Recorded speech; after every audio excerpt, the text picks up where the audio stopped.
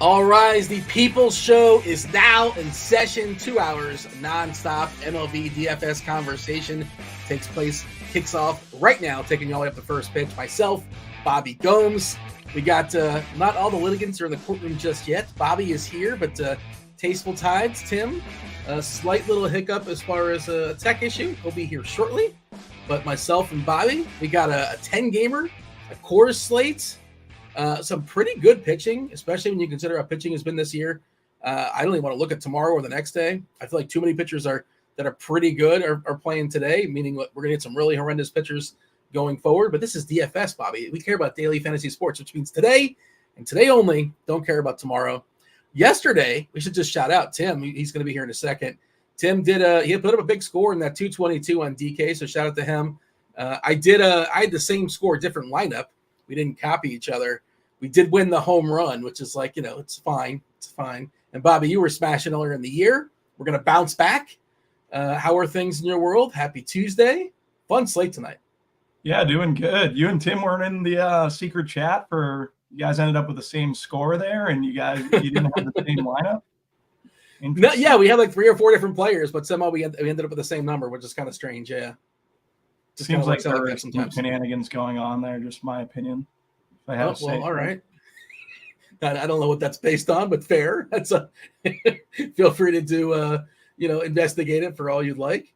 I will investigate it, actually.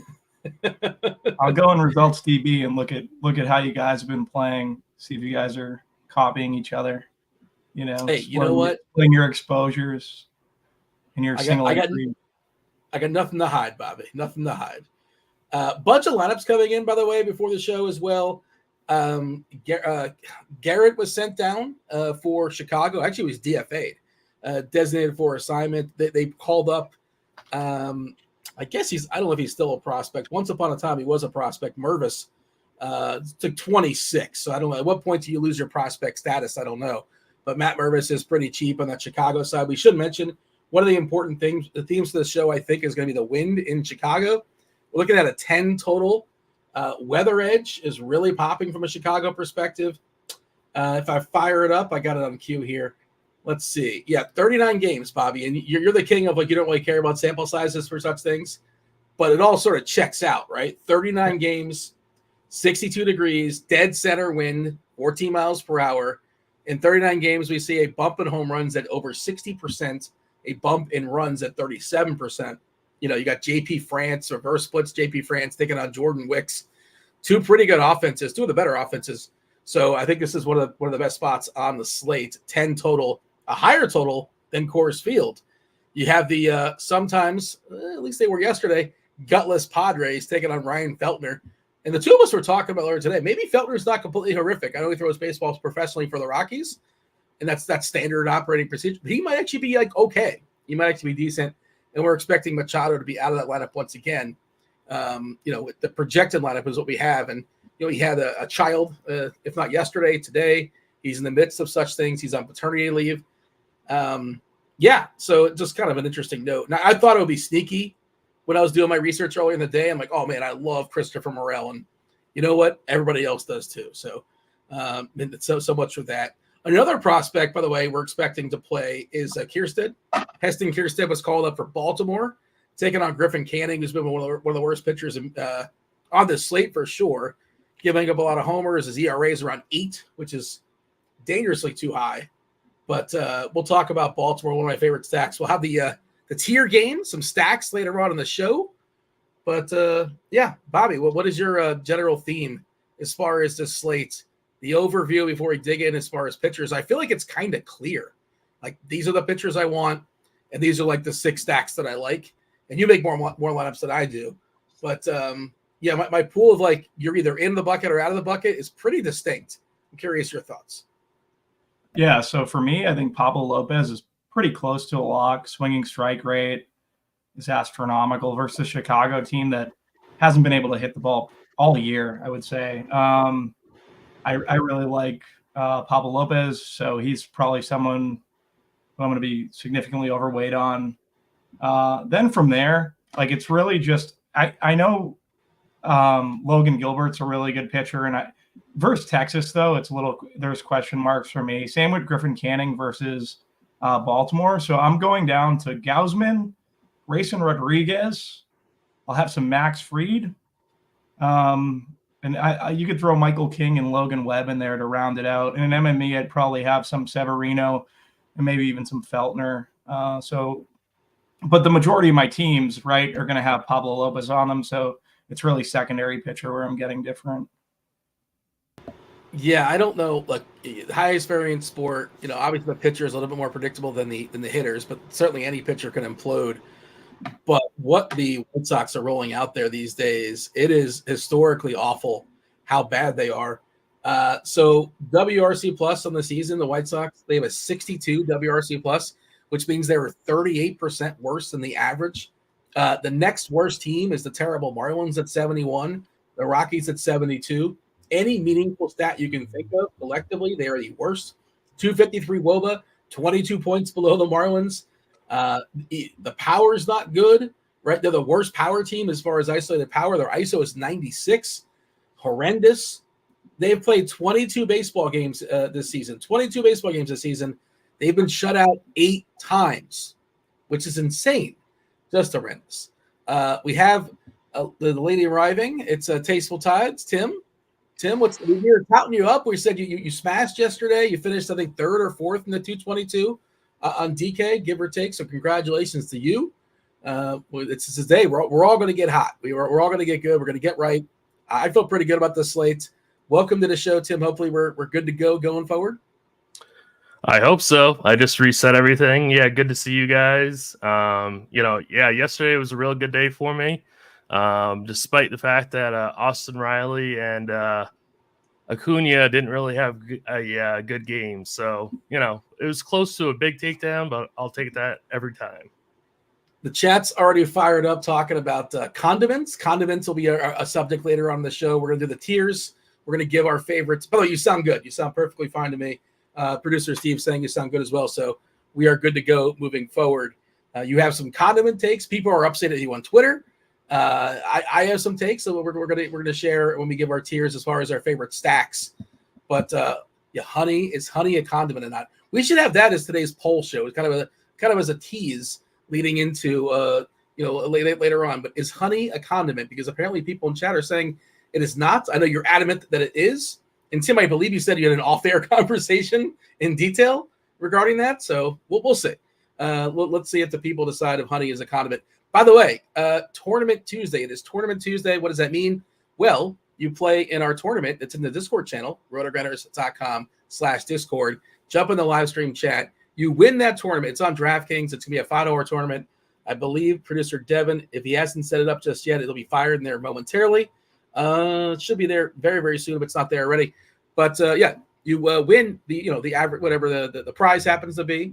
And it's not going to be anything crazy. It's only like 30 or 35 people or so, but good for you. You take down the tournament. You get shouted out in the show. That's added value. Or in addition to that, it's not but in addition to that, you get yourself either 1 week free of RG Premium. You get 1 week free of Scores and Odds. Scores and Odds for all your player props, sides, totals, needs, or you can get swag. You can get a t-shirt. So any one of those 3, it's dealer's choice. By all means, join the contest that's being dropped over there in the Discord. It's on DraftKings, rotogrinders.com/Discord, live stream chat channel. All right. Tim, how did we not play Pablo Lopez? It's just really, really hard, but everybody else sees it. And his current ownership on a 10-game slate, 20 pitchers throwing baseball, is 51% on DK. And it's going to be even higher in the single entry stuff that we like. I just am going to play it, and that's that. And I'll try to be different elsewhere. How about yourself? Yeah, I was thinking last night, are the White Sox historically bad? Are they a historically bad team?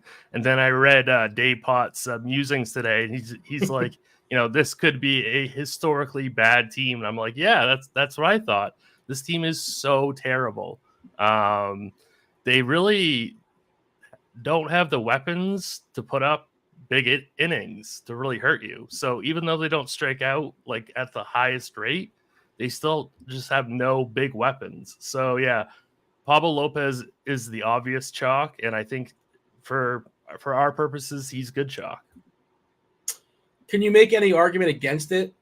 I think the only argument I would make against it is, besides the ownership thing, is just I think we have some good pivots. I think we have at least like 3 or 4 other good pitchers that we can play today, and we don't have a lot. We don't have that most days, but that's my best argument. That's all I got. Yeah. Yeah, that I mean, really, the only argument that I have is ownership. Like, do you want to play the 50% owned pitcher or like the 65% owned pitcher in single entry? There's always a case to say no to that. But I just can't get over this White Sox team, so I'm going to eat that. I'm going to eat the chalk with Lopez. But yeah, there's always merit to fading like a super chalk pitcher. I did run off the stats there, how historically terrible they've been. Dating back to last season, collectively 21.8% as far as striking out. So there is some contact guys in that lineup, which is unfortunate. Like Lopez is leading off. We know he's a contact guy. 15% strikeouts, so walk as well. Benintendi's kind of a contact guy too. No power, of course. 74. This is ISO. Dating back to last season versus righties in a sample of over 500. That is a huge sample and a terrible display of power. Bobby, you're playing how many lineups tonight? Have you decided just yet or no? We're still figuring it out. I'm playing 11 teams currently. Pablo Lopez will be in all 11 or no? Probably 9 of 11. Still figuring, yeah, okay. Yeah, you're still kind of figuring it out, obviously. Yeah. But that'll theoretically be over, though. It's going to be over the field. We're projecting around 50 or so. But are those contests you're talking like 3-entry max stuff, single entry stuff, or what kind of contest are we talking about? The 1-1-1 or whatever it is on DK tonight, and then the one in the 2,500. Oh, did you whisper that because you were embarrassed to say you don't want to say like, I'm a baller? Is that what was happening there? There's no shame in that. Be proud. Say it. Throw out your chest when you say that. Or the 1,500, not the 25. Okay. All right. I'm not playing. I was just trying to pull our conversation from earlier, and I didn't know if I was going in and out because I have way too many windows open. No worries. You sound good. I think we all sound pretty good. The chat will let us know if we're off. You got to roster 2 pitchers on DraftKings, right? You can't just say, give me Pablo Lopez times 2. The other options here, well, I guess I'll leave it to you, Bobby. You kind of ran them down. I'm curious where Tim is at as far as your SP2, because I don't think it's like a set in stone. This is my favorite SP2. It's kind of like one of these 4 guys that kind of fits the stacks that I'm building. That's sort of where I'm at. Where are you at, Tim? Yeah, SP2 is certainly where you can get different. There's quite a few different ways you can go about SP2. I think that if you're playing cash games or like smaller field contests, one of Michael King or Max Fried is probably on the short list for me. I also like Kevin Gausman quite a bit. He's down to 8,500. I think we're going to start seeing more of the old Kevin Gausman, and the struggles will stop. I think Logan Webb is pretty interesting also. And then Grayson Rodriguez, who's 9,600. I think he's a really strong play, probably for larger field tournaments because he's so expensive. But if you pair Lopez and Rodriguez together, Rodriguez is currently only getting 13% ownership. So I don't mind Rodriguez in tournaments, but I prefer going to King or Fried in cash games or smaller field single entry type contests. You mentioned Webb, and Webb's always been like a really, really good pitcher. Not the greatest strikeout guy, but like decent strikeouts. But this year, it's really interesting. Fun with small samples, just 30 innings. He's got the 4th lowest K rate on the slate at 17.9%. He has the lowest swinging strike rate at 6.5%, like lower than Tommy Henry, lower than Severino, lower than Fetty. But like his ground ball rate is spectacular. He just gets a bunch of ground balls. He's in a great ballpark that's protected from homers. He's given up 0.29 homers this season per 9. He's a little pricey, and he's kind of like in that Max Fried mold where I don't like to use the word safe, but like he feels pretty safe. Fried feels pretty safe. Just ground ball guys that are probably not going to get beat up unless like BABIP is completely wild. But he's in the bucket. He's in the bucket for me, taking on the Mets. By the way, we did get the Baltimore lineup. Kierstead is in there. He's cheap. I think he's I don't have the price in front of me. I don't think he's on FanDuel, but I think he's just on DK. Henderson, Rushman, Santander, Mullins, Kauser, Westberg, Kierstead, and Holiday. Man, that is an awesome lineup. Assuming these prospects can become what you expect them to become. Kierstead had not 5, 6, 7, 8, 9. He had 10 homers in the minors. Now he's also like 25, 26.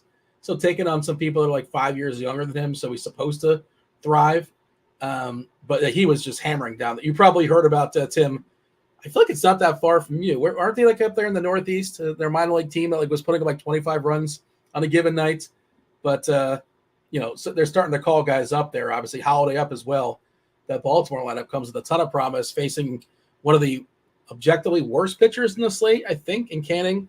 We're not on stacks just yet, but yeah, Baltimore is certainly in my top 5. Yeah, all right. Just wanted the people to know that Kierstead is in there. Yeah, you're making 11 lineups tonight, Bobby. You threw out some of the other options you're considering. I just pulled up the ownership stuff on Lineup HQ. It's pretty interesting. Obviously, very, very clear that Lopez is getting a ton of ownership.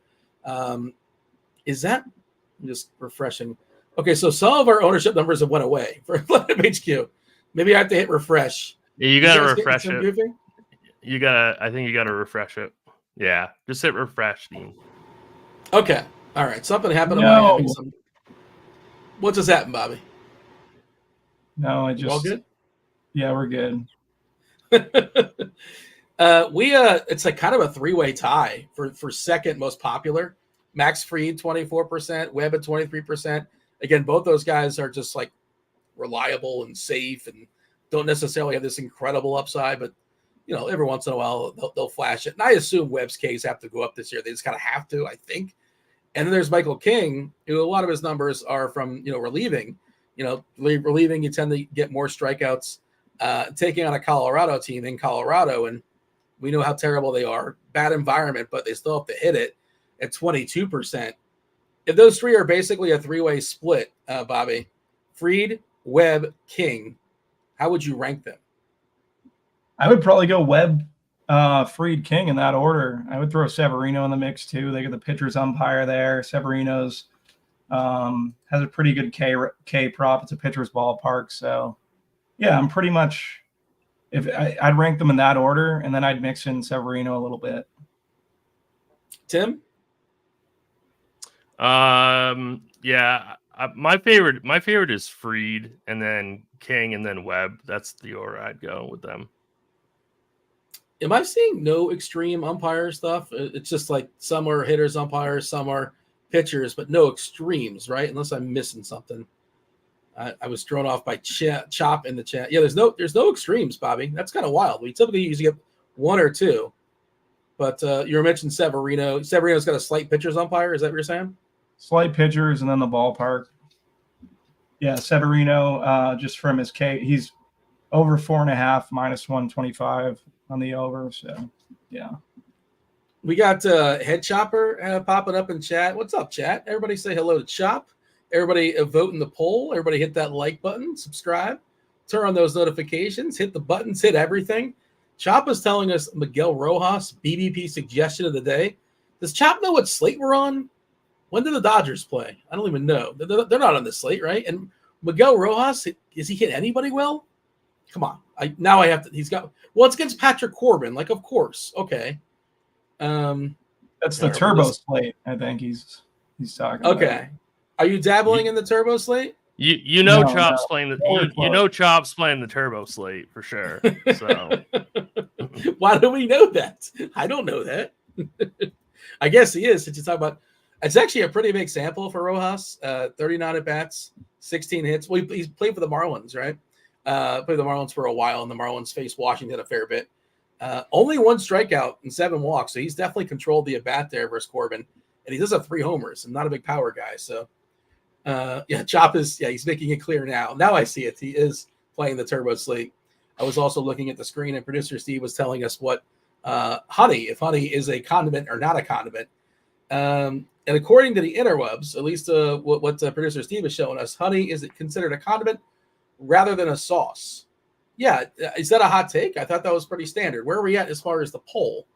But it says it's a condiment. Yeah, but it says 49% of the people think it's a condiment and 51% say no. 51% of the people do not have access to the internet. Like, it says it right there, Steve. I don't know what the problem is. Why are we divided in this? Because they're saying it's a sweetener, which doesn't make sense. Like, sure, that doesn't mean it's not a condiment. Barbecue sauce is a sweetener too. Exactly. What about syrup? Ooh, that's a better question. I think that's a better question. That's a closer call. But I can't believe that people are divided on this one. Tim, you have a thought on this, don't you? I feel like is this not what you were in deep thoughts on the other day? Well, I mean, we were talking more about the argument between ketchup and mustard, but honey is definitely a condiment for sure, 100%. I think Devin's being sarcastic. Boyd Harper's magazine, the number one authority in the great condiment argument.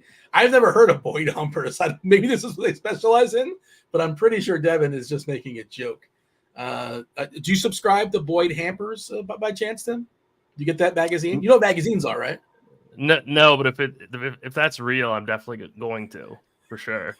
100%. I want to make a new poll question. Do you subscribe to at least one magazine in the year 2024? Like, that's got to be like 10% or less, right? The people in my building do. They still get the newspaper. It's crazy. I don't know who would do that. Yeah. Well, they're like old. They got to be like in their 70s or something, right? My mother still gets the newspaper. It's so weird. I don't understand it.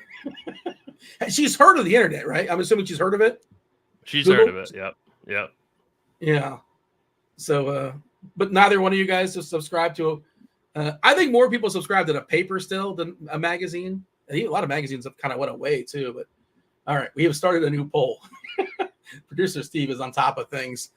All right, we got an hour and 15 minutes until we hand it off to crunch time, so we got plenty of time to kind of discuss the slate and kind of jump all over the place. I believe we get Derek Carty coming on later. We do. Derek Carty, Keith Eyster, as well as TJ Zwarych, one of the greatest DFS players in all of Saskatoon, Saskatchewan, Canada. He'll be playing the role of Roth. Precipitation-wise, not a lot going on, far as I can tell, according to our mystery meteorologist. Now, if you're like Chop, if you're playing the 640 sprint slate or whatever, it's currently orange in Cleveland. So just a heads up there. I'll go ahead and drop this in chat. But for our purposes of the main slate, we don't care. It's also yellow-orange in Cincinnati. But we'll go ahead and drop that there for the people. And yeah, I should have known when I was asking the question about magazines, I would get all these. Kirkwood, everybody went for the low-hanging fruit of submitting the one magazine that, all right, Kirkwood, no surprise there. That was, there you go. Yeah, Adam Sandler and what movie was that? When he was in the kindergarten class. Anybody recall the Sandler movie? Somebody let me know. Billy Madison. Thank you. I don't know why I couldn't get there. It's his production company is named after it, at least half of it. All right. Happy Madison Productions. Other pitchers that are worth considering, Tim, or we can kind of sort of work backwards as well. Look at Steve. He's all over it today. By the way, we did get some more lineup sprinkling in. Let's just kind of throw those out to the people as well. Love when they come in early. Angels. Oh, look at that. Trout leading off. About time. It only took 20 games. Chanel is batting second. Ward, Sano, Moniak, Ohapi, Adele is back. He banged out a homer last night. Rengifo and Neto. Hey, I don't know if you guys know how it turned out, but and I don't want to be like a results-based guy, but the Angels were down 4-2 in the ninth, right, versus Craig Kimbrell. Bases loaded. I don't know if you guys are watching this or not. Last game of the night. And Trout was at the plate, 4-2, 2 outs. And Turner Ward was on deck. Craig Kimbrell pitching. I would have walked Trout if I was facing him. We saw it before, like many years ago with Barry Bonds. Barry Bonds was walked by God, I can't remember which manager walked him, and it worked out. But I would have intentionally walked him because Trout was clearly the best hitter on the team, and you win 4-3. But am I crazy to throw it out there? Any I don't thoughts? think so. I was thinking the same thing when I was watching it on Statcast or whatever I was watching it on. Yeah, I don't think that's a bad take at all. I probably would have walked him myself. It worked. He struck out looking on a questionable strike three, which is kind of surprising. You don't really call Trout out on the last out of the game at home on a kind of a questionable high pitch. But, I was happy, and I'm sure Buck Showalter. Thank you, Steve. That's who it was. Buck Showalter famously walked Barry Bonds with the bases loaded. All right. Other pitchers that are worth talking about. Severino was thrown out there. Grayson, the Rodriguez thing is like he's going to be low owned because of the price, right? I think he is at least. I think he's going to be really low owned. I think he's an interesting tournament play. That's probably more of a Bobby question. Yeah, we got 12% for Rodriguez, 51 for Lopez. We did get a refresh as far as ownership about 5 minutes ago or so feel free to give it a refresh. Stroman, we say anybody against Chicago, the White Sox, I should be specific. Anybody against Oakland, typically, Stroman just seems like too expensive, 9.8. And, Oakland, they're not good. I think they're a little bit better. They're definitely better than the Chicago. And Stroman's not a big strikeout guy. He can go 6 or 7, I guess, and got to get that quality start for you and just kind of, get a few more outs. Where are you at on Stroman, Bobby? 16% Stroman against the A's. I completely X Stroman versus the A's. Like you said, 9.8 for me is just too expensive for my blood, so not going to get there on Stroman. Be much more willing to go to Grayson Rodriguez. Think he would be clearly the play over Stroman, in my opinion. I don't know what Tim. I think Tim's on the same wavelength there. I would 100% X out Stroman in a large field setting, no question about it. Definitely play Rodriguez over him. Yeah, G-Rod, 27.8% as far as Ks this year. The walks are not great, but not horrendous at 8.3%. I think the upside is just greater, right? Just makes more sense. Stroman, 21% Ks as far as this season. The walk's a little bit high at 9.9% also. Just the price doesn't feel spectacular. I just can't see him being the top scoring pitcher on the slate. I suppose he can, but I just don't really see it. Logan Gilbert's a really good pitcher. He's in Texas, and there's a lot of options, Bobby, so he's just not going to get played. There's really no discount for taking on Texas.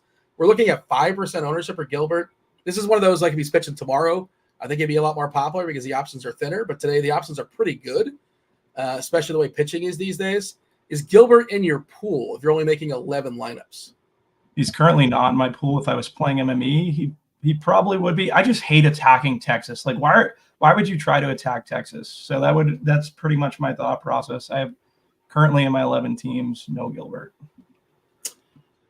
Tim, thoughts? I'm probably off him as well. Like, I'm not going to besmirch. I just don't make enough lineups to get there. Yeah, I mean, he's a great pitcher, but I think it's the wrong slate. Bad price, bad matchup. Yeah. That's pretty much where I'm at. Your favorite cheap pitcher, Tim, is it?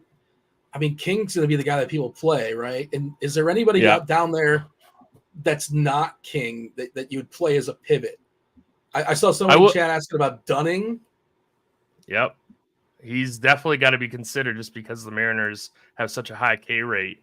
But Griffin Canning is projected really well on the bat and in our lineup HQ projections. So I'm surprised by that, but he's really popping very hard in both the bat and our G projections. So at 6,800, I know that we don't want to pick on Baltimore, but I'm shocked by this projection on both these systems. So I got to take a strong look at Canning if I'm playing GBPs tonight. I don't want to speak for Carty. Carty will be on later, but typically the bat disrespects like rookies and young people. Baltimore's got a lot of young players, so maybe that's what's going on there. Just the thought. And the thing with Canning this year, he's given up 2.37 homers per 9. Again, this is small sample stuff, just 19 innings. Left on base has been super unlucky at 56%. So the ERA is over 8, but the Sierra is 4.4, which isn't great. But, he hasn't been that horrendous. And coming in, last year, he was distinctly better. And it's a leverage play, right? If you like the old leverage, because Baltimore is going to be one of the more popular stacks as well. Bobby, do you think maybe you have one Canning just in case Baltimore, it's not great? Not on my 11 teams, but if I was playing MME for sure, just because he's in that range of King. King at 7K, he looks pretty strong. So for 11 teams, I'd just rather go the King route. All right. The Bat loves Phil Necro. I don't think Phil Necro is playing today, but I don't think the Bat was in existence when Phil Necro was in his heyday. But all right. Yeah. So just trying to see what else is going on in the chat. Lord King says I'd go Freed. Yeah, I would too, but I don't. Is Freed like he's more expensive, right, than King? Like if I have the salary, sure. I feel pretty good about Freed. The Marlins are pretty bad. They're missing one of their best hitters in Berger. Freed had that hiccup to start the season, but that was like just really wonky stuff. Bad. The BABIP was all over the place. The umpire wasn't doing any favors. I think Freed is perfectly fine. What's the difference in price between King and Freed, Tim? It's like at least 1K, right? I think it's at least 1K. It is. Yeah. Okay. All right. Anybody we've missed? Anybody we should talk about pitching wise? Does Bobby have a take on Dane Dunning? Do you have? Yeah. Yeah. I'm fine with Dane Dunning for the upside, just like you said. Seattle strikes out at a high clip. I'm warming to putting Dunning in my 11. Like he could make my 11 teams. I think. Yeah. I would prefer Dunning to Canning. I'm pulling up the Plate IQ to see if we have any outliers as far as specific lineups today when it comes to Ks, things like that. But this Texas lineup, it's just pretty tough against Gilbert, and it's pretty contact heavy. There's a lot of guys in the middle as far as striking out, but collectively at 20.5%. I want to flip it over to Dunning and see these Seattle hitters. Yeah, Seattle's got a fair bit of, free swingers. Haniger 30%, Polanco at 29, Cal Raleigh, big dumper 27, Raleigh at 31. That's Luke Raleigh, 25% collectively. Dunning the righty, so we're going to see about like 6 lefties or so. Trying to see if anything dramatic as far as his splits this season, or even let's combine the last 2. Anything you're seeing here in Plate IQ, Tim, as far as, it's outside of just Dunning is cheap and he's an interesting pivot, but that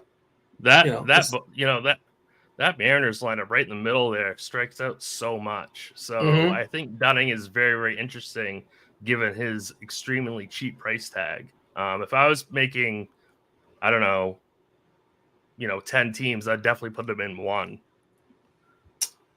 Yeah. This year and last year combined, the Ks were Dunning at 19.6%. Not great.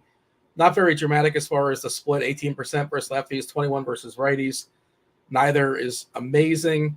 This year, 23.7% versus righties, 21% and change versus lefties. The ISO versus lefties at 414, which is really monstrous. But again, some of this is small sample stuff. Not a lot of lefty power. Crawford's not a big power guy. Raleigh's got some power. Polanco's got some power. Nothing overwhelming. I don't hate it, but ideally I'm going to try to avoid it. And Freed is only 1K more than King.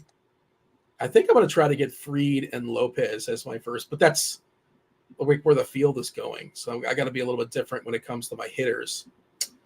I'm trying to see if there's any other pitchers that were thrown out in chat. Fat Meat Greasy saying Dunning over Freed. I say no. All things considered, you guys say no as well, I think. Dunning over Freed. Well, I think it's Freed over Dunning. Well, he also made a comment saying Dunning and King as my SPs, and I said I don't mind that really at all. Get all the bats that you want. Yeah, get all the bats. I don't hate that at all, really. Yeah. I'm probably using like Kierstead to help me get, an extra big bat or two. But other people are probably doing something like that as well. Or even the dude for Chicago that was called up, Mervis. What do you got, Bobby? Mervis. The bats are more condensed. Like we'll get into it in stacks. Like I think there's only really 3 teams that I want to be over. Like I know where I want to go. Where I think there's a bunch of viable pitching options. So I don't know, to get up to the bats and maybe getting off some Pablo a little bit. I don't think is a horrible play in GPPs. Yeah, Fat Meat Greasy says if Lopez is going to be 50%, that's a fade. Do you have to have him, right? Because you can certainly find 2 other good pitchers, I think, in this slate. But, I think I'm going to be over that. I'm pretty sure I'm going to be over that. And just I know other people are doing the same thing. And I know that the White Sox theoretically are professionally trained to hit baseballs, but they have not done it this year. They're just not trained well. Yeah. We were talking about this on Twitter, and I don't know if you guys are familiar with Hawk Harrelson, the old White Sox announcer. It was just kind of an old curmudgeon, and he would kind of say it how it is. And he would light up the umpires, and like he was, you got to be bleeping me. Like he would lose his cool. There's a good montage. It's worth checking out. But he's retired now. I would love to see him on air because he would be losing his mind watching this terrible, terrible White Sox team right now. But all right. Somebody is tuned in, Bobby. They just turned us on for whatever reason. They didn't want the first 40 minutes. Give them the summary. How are you approaching pitching tonight? Yeah, so currently I'm going to have a good bit of Pablo Lopez, which I pretty much think is the direction of the entire industry. From there, Grayson Rodriguez would be my second pay up. I think he's a very strong play versus the Angels. Like Tim said, Kevin Gausman's going to turn it around. I think he's significantly in play. I would prefer Fried for 500 less. Michael King at 7K. He's obviously in cores. The implied team totals for both teams in cores went down today, and King's strikeout props pretty good with juice on the over. So I like King a good bit. Logan Webb, him and Severino. I just have interest just because the pitcher's ballpark, they have the pitcher's umpire. No, you need the extreme pitcher's umpire, Dean. I like both of those. Yeah, I know you were implying that when I brought up originally.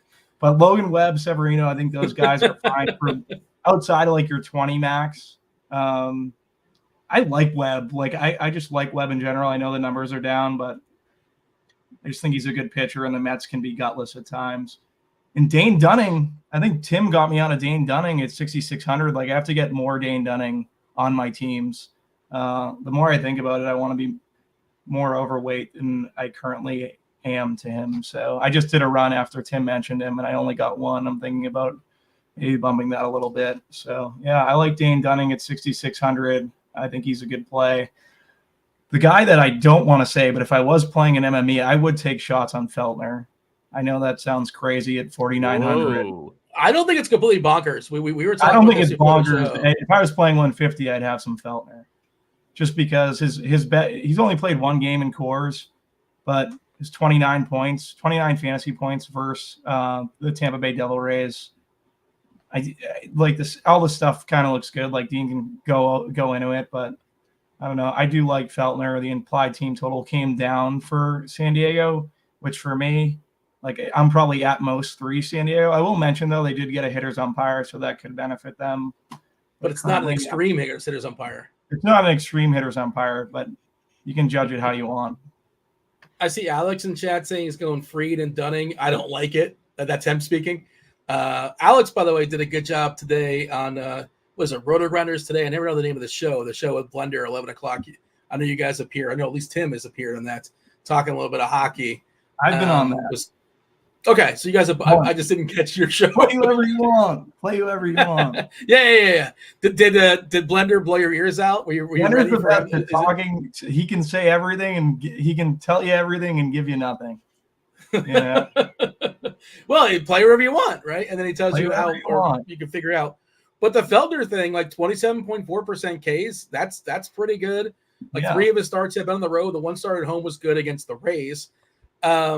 But, he's been a little bit unlucky as far as left on base, unlucky as far as BABIP. That's going to happen when you're pitching in core, is the biggest outfield in all of baseball. But, again, this is small sample stuff, too. And the other part is, San Diego is just not that – they're good. They're a good team. I don't want to go the gutless route. I know Chiefs was talking about it. Yesterday they were gutless.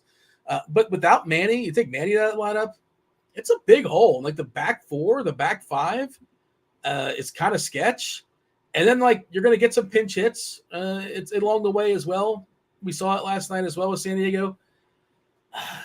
I don't hate – I agree with you. I would whisper it as well. I don't really want to – I did whisper it because I'm probably getting slammed in chat. I haven't seen chat. I did want to make the qualifier. It would be a 150 play for me more than anything. Yes, I wouldn't play it in single entry. But eventually, if I was running 150, I would get some. All right. Tim, would you have a take as far as Feltner? Are we ridiculous to even suggest? No, I don't think it's ridiculous. It's just too ambitious for me. So I kind of just think of like single. Well, you play one team, so I would hope it'd be too ambitious. Yeah. Right. Exactly. Tim, your buddy in chat, Broccoli Boy, is correcting me. He says, Dean says, the kids say sus now, not sketch. Does Broccoli Boy have any right speaking for the kids? I feel like he doesn't. He does not speak on behalf of the kids. I don't want to touch that one. I don't know. That's between you two. That's between you two. Tim has an interesting way of getting Broccoli Boy involved in the conversation. Just saying. What if Tim when he's right and he wants something and he wants to make it known that he's right, he'll make sure Broccoli Boy says it on the next show, and then sometimes he goes at Broccoli Boy. We got a Mets lineup. You already accused them of being potentially gutless without their top catcher, the top hitting catcher Navarez in the 9 hole. I don't know why I'm working backwards, so go back to the top. Nemo finds himself in the 1 hole. Marte, Lindor, Polar Bear, Alonso, Beatty, Stewart, McNeil, Wendell, Navarez. That's not a great lineup. We did get the Padres as well. Bogarts, Tatis, Cronenworth, Profar, Kim, Campusano, Merrill, Pauly, and Wade. Like Wade is pretty punchless. Pauly is doing the DHing youngster. It's not a great lineup, but it is cores. And we'll get there when it comes to stacks. We'll talk about that in just a second. I know Tim has set up our tiers today. Myself and Bobby will tell him why he's wrong, or maybe he nailed it. We'll see. Before we do that, Tim, tell the people about your summary when it comes to pitchers. Oh, yeah. So you're definitely starting off with Pablo Lopez. He's the clear consensus #1 pitcher on the day. I think Max Fried is probably your, safest quote unquote SB2, followed by Mike King. If I have extra salary, I love Grayson Rodriguez. I love Kevin Gausman also. And then if I really, really want to punt, I would go with Dane Dunning. Before we open up the tiers board, before we show it to the people, and myself and Bobby, we've not seen this just yet, but Tim, he picked today's category. He did our tier rankings as far as the actual teams and as far as like what would be in the 1, the 1 would be in the 2. 1, of course, is the best. 3 is in the middle. 5 is the worst. And Tim wanted to talk about condiments. I want the chat to tell me the best condiment and the worst condiment. What's the best and what's the worst? And we got to see what what Tim has cooked up for us. Do you want to tell the people, Tim, what the best and the worst is? Actually, Bobby, what should be #1 and #5? What is the best? What is the worst? Before we show what Tim selected. Definitely ketchup, #1. I think it's universal. Everyone likes ketchup. From there, I'm going to be on a lot of people aren't going to like this one. I like mayo too. I'm a mayo guy. 3, I'm going to go mustard. It's just fine, 4 would be relish. I think relish hits 4. And 5, I don't know. What would be 5, Tim? I'm not really sure. Maybe relish is 5. I don't know what 4 would be then. I don't know. You guys got any? Let's just see the list, Dean. Like, stop holding out with the list. Just give us the list. I haven't seen the list. Producer Steve's going to throw it up for us. 5 should be mayo, for the record. Mayo is gross. It should not be in anything. Mayo. I didn't even put mayo because I didn't want to talk about it because it's so disgusting. So you didn't want to shame it. That's why you put it at the bottom. Yeah, I didn't even want to talk about it. So. Mustard being 1 is egregious, dude. You had it as board, by the way. You had it as #2. No, I had it as 3. I had mayo too. Oh, all right. The disrespect for barbecue sauce, I won't stand for it. Teriyaki last? What? Tim. I mean, I would gladly switch that to mayo, but yeah, I don't like teriyaki either. Well, why did you want to stand your hatred of mayo? Relish is a condiment, correct? I think so. Relish is a condiment, yeah. Yeah. DB on Twitter said the rules are it's got to be something that either you get out of a bottle or what did he say? A bag? What did he say? What else does it come out of? You like a packet. Yeah, I don't like this teriyaki take. That's one of the few condiments that's actually pretty good. But that's a sauce. Yeah, I think it's a condiment. I'm not sure. Logan says the list is awful. He's a big fan of mustard. As awful as mustard. I'm sorry, I misread that. I also am noticing the stacks. Did you do this intentionally, Tim? We have 5 different tiers, and there's 4 in each tier. Did that work out just perfectly? Did you happen to wanted to get 4 in each, or that's just how it worked out? I love it. It really just started with the mustard tier because I love all 4 of those teams, and so then I just went with it. So, and there's a clear bottom too on the slate. So, mustard and teriyaki were very easy in my opinion. I know you kind of you had some inner debate when it comes to mustard because like you like certain kinds of mustard, you dislike other kinds of mustard. But you just went flat mustard number 1. The chat's upset about this we could do a subcategory of mustards and have that be a future whole debate. Yeah, exactly. That's why I love mustard. Yeah, fair enough. You love it so much that this is like a life passion. I mean, you don't like fun in any capacity, but mustard is somehow fun to you. I'm very passionate about my mustards. Bobby, how do we feel about the tiers? Let's talk about the tiers, right? We have San Diego and Coors in the mustard tier. That's number 1. Atlanta taking on, I think, a pretty decent pitcher in Trevor Rogers. Atlanta is just like they get a bye basically into the 1 tier all the time because they're Atlanta. But I don't think it's the greatest Atlanta spot in the world. And then you got Chicago and Houston and Wrigley with the wins. Want to get a refresh there, but last we saw wind blowing out pretty strong. 10 total on the board. 2 pitchers that are not necessarily those that we fear. Do you agree with that top tier, Bobby? Anything you would kick out? Anything you would move up to? Well, let's do that. Anything you kick out first, as far as I'd the top kick tier. out Atlanta and San Diego, and they'd be in the catch-up tier. It's just Chicago. I agree with you. For me. Yeah, Chicago and Houston in the mustard tier. You have the win, you have the bats. Like it just makes sense that they're the team you want to target. If people are going to chase San Diego, Atlanta, let them. But for me, it's Chicago and the Astros. Tim, you got a rebut to that? What did he take out of the mustard tier? Who did he take Atlanta out? and San Diego. Thanks for paying attention. Okay. Tim. Well, no, I'm sorry. There's so many things going on in the chat right now. The chat's very They're fired engaged. up. A lot of takes. Yeah, they are. I don't mind taking San Diego out just because of ownership. I would stick to my guns with Atlanta, but I get taking out San Diego just because they're going to be very, very popular. I'll tell you, this is pretty interesting. I was kind of surprised the consensus-wise as far as our stacks. Myself, Kirkwood is hanging out in chat. Squirrel Patrol, one of the best tournament players of all time. Dave Potts Cheese is good. Ditto. And Kirkwood's really good himself, too. I'm there also. We have consensus-wise the Cubs. The Cubs pretty clearly number 1. And Houston number 2. And San Diego 3. Baltimore 4. But like we have it. Chicago, Houston, San Diego, Baltimore, which is kind of surprising. These pretzels are making me thirsty. Atlanta's 5. Okay. And the Yankees are 6. One person picked the Yankees, but it is pretty interesting that there are 20 teams playing. We're all asked to rank 5 teams, and collectively we ranked 6 in total, just in a variety of ways. But just it's really condensed as far as the stacks, right? Chicago, Houston, San Diego, Baltimore, Atlanta, New York. But I have Chicago, Houston 1, 2 as well. Bobby, is there anybody else on the board that you would bring up, you would elevate to the mustard level to number 1? No, there is not. I would actually move people down from the catch-up, move teams down from the catch-up. All right, well, let's talk about that. So, but you have Atlanta and San Diego in catch-up, right? Yeah. The number 2 tier. We also have Seattle, Arizona, and Minnesota in the catch-up tier. Who's getting the boot there, Bobby? Yeah, I know the Twins had a great night last night. I'm gonna take the Twins out tonight. If I'm moving Atlanta and San Diego down, I have to bump someone out. I'm gonna bump out the Twins, and I'm gonna bump out the Mariners too, just because I like Dunning. The more I look at basically everything he brings to the table and his price tag at 6,600, and the strikeout rate for Seattle.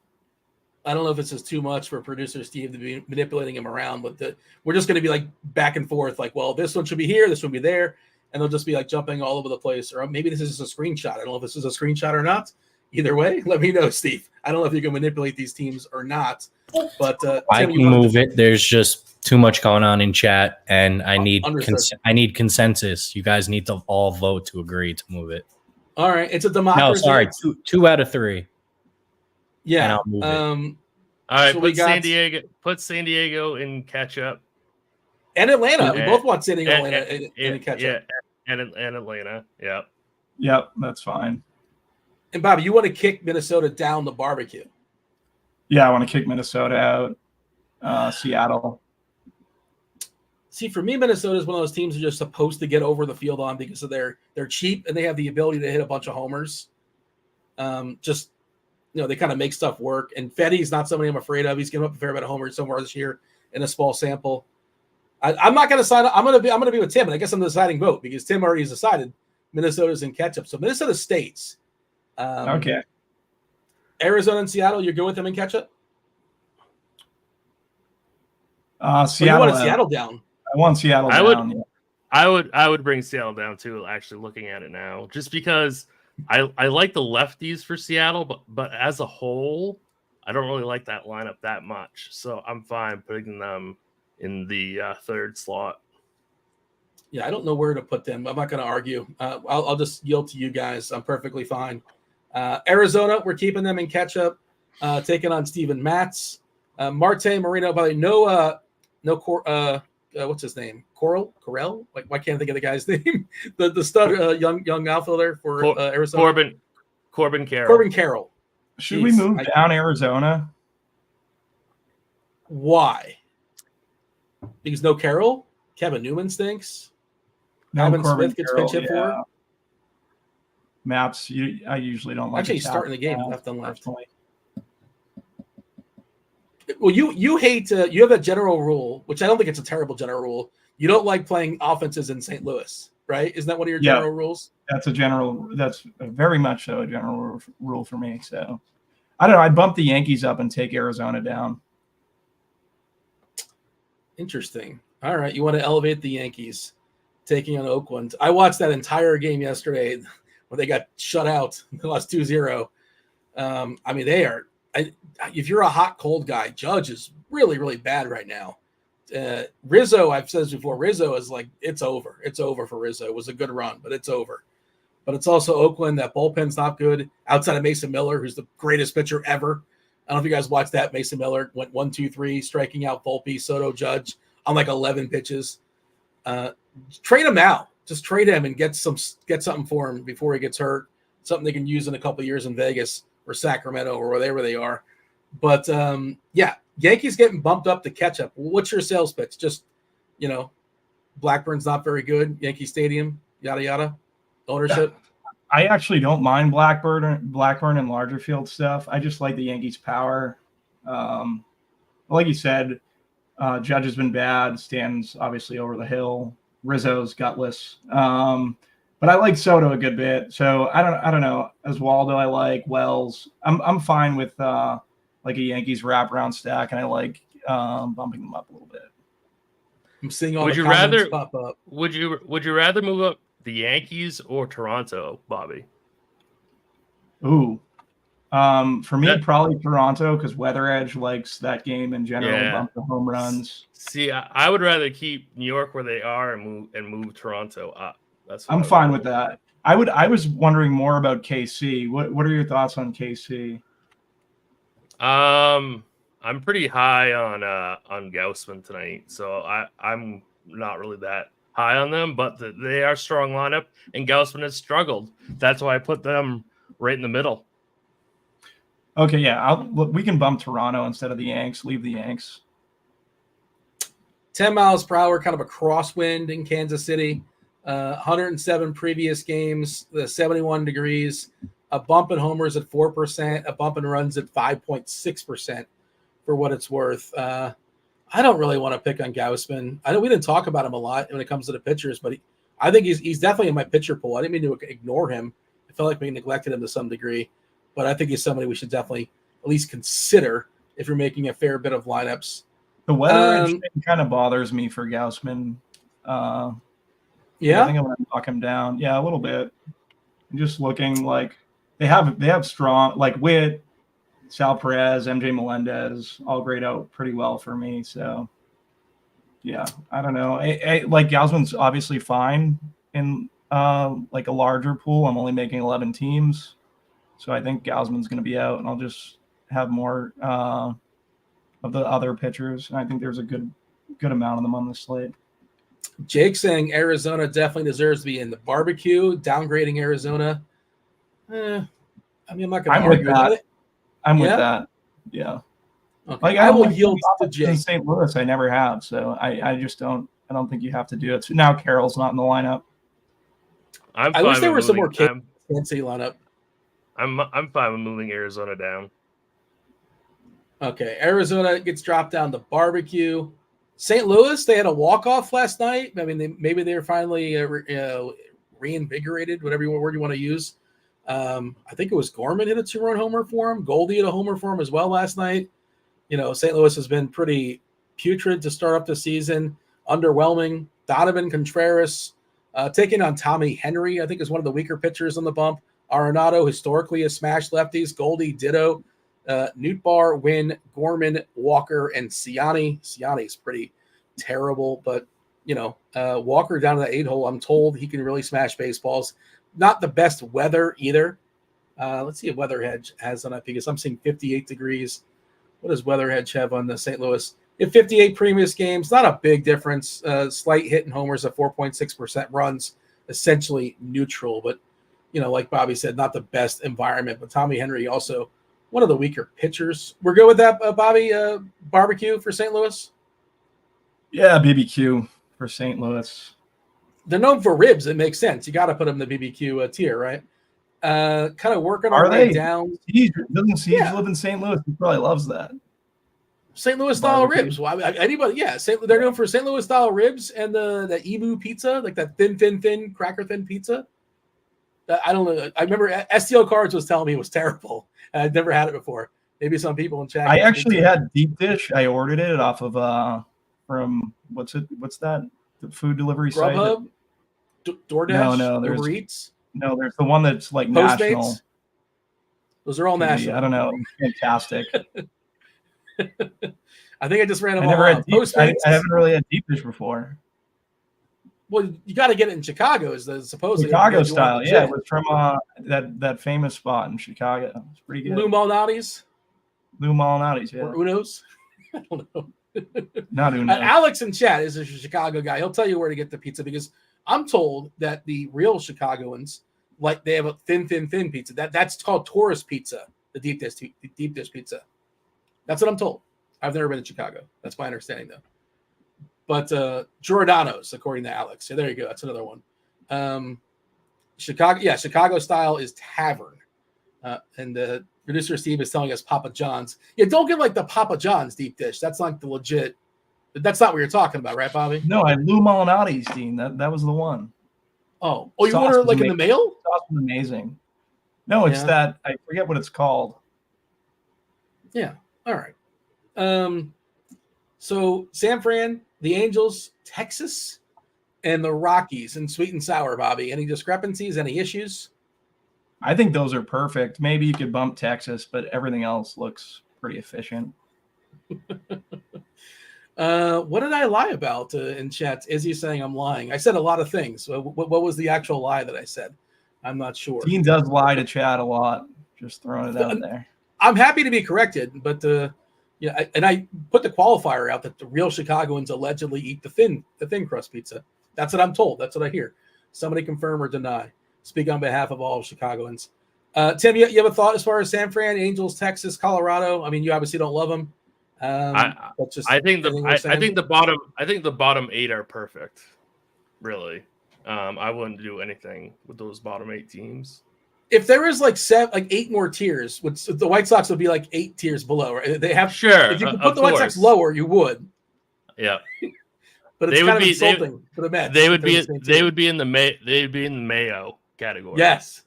Yeah, definitely. Not seen on screen mayonnaise. This mayo take is awful. Mayo's fantastic. I can't believe you're on team mayonnaise. It's vile.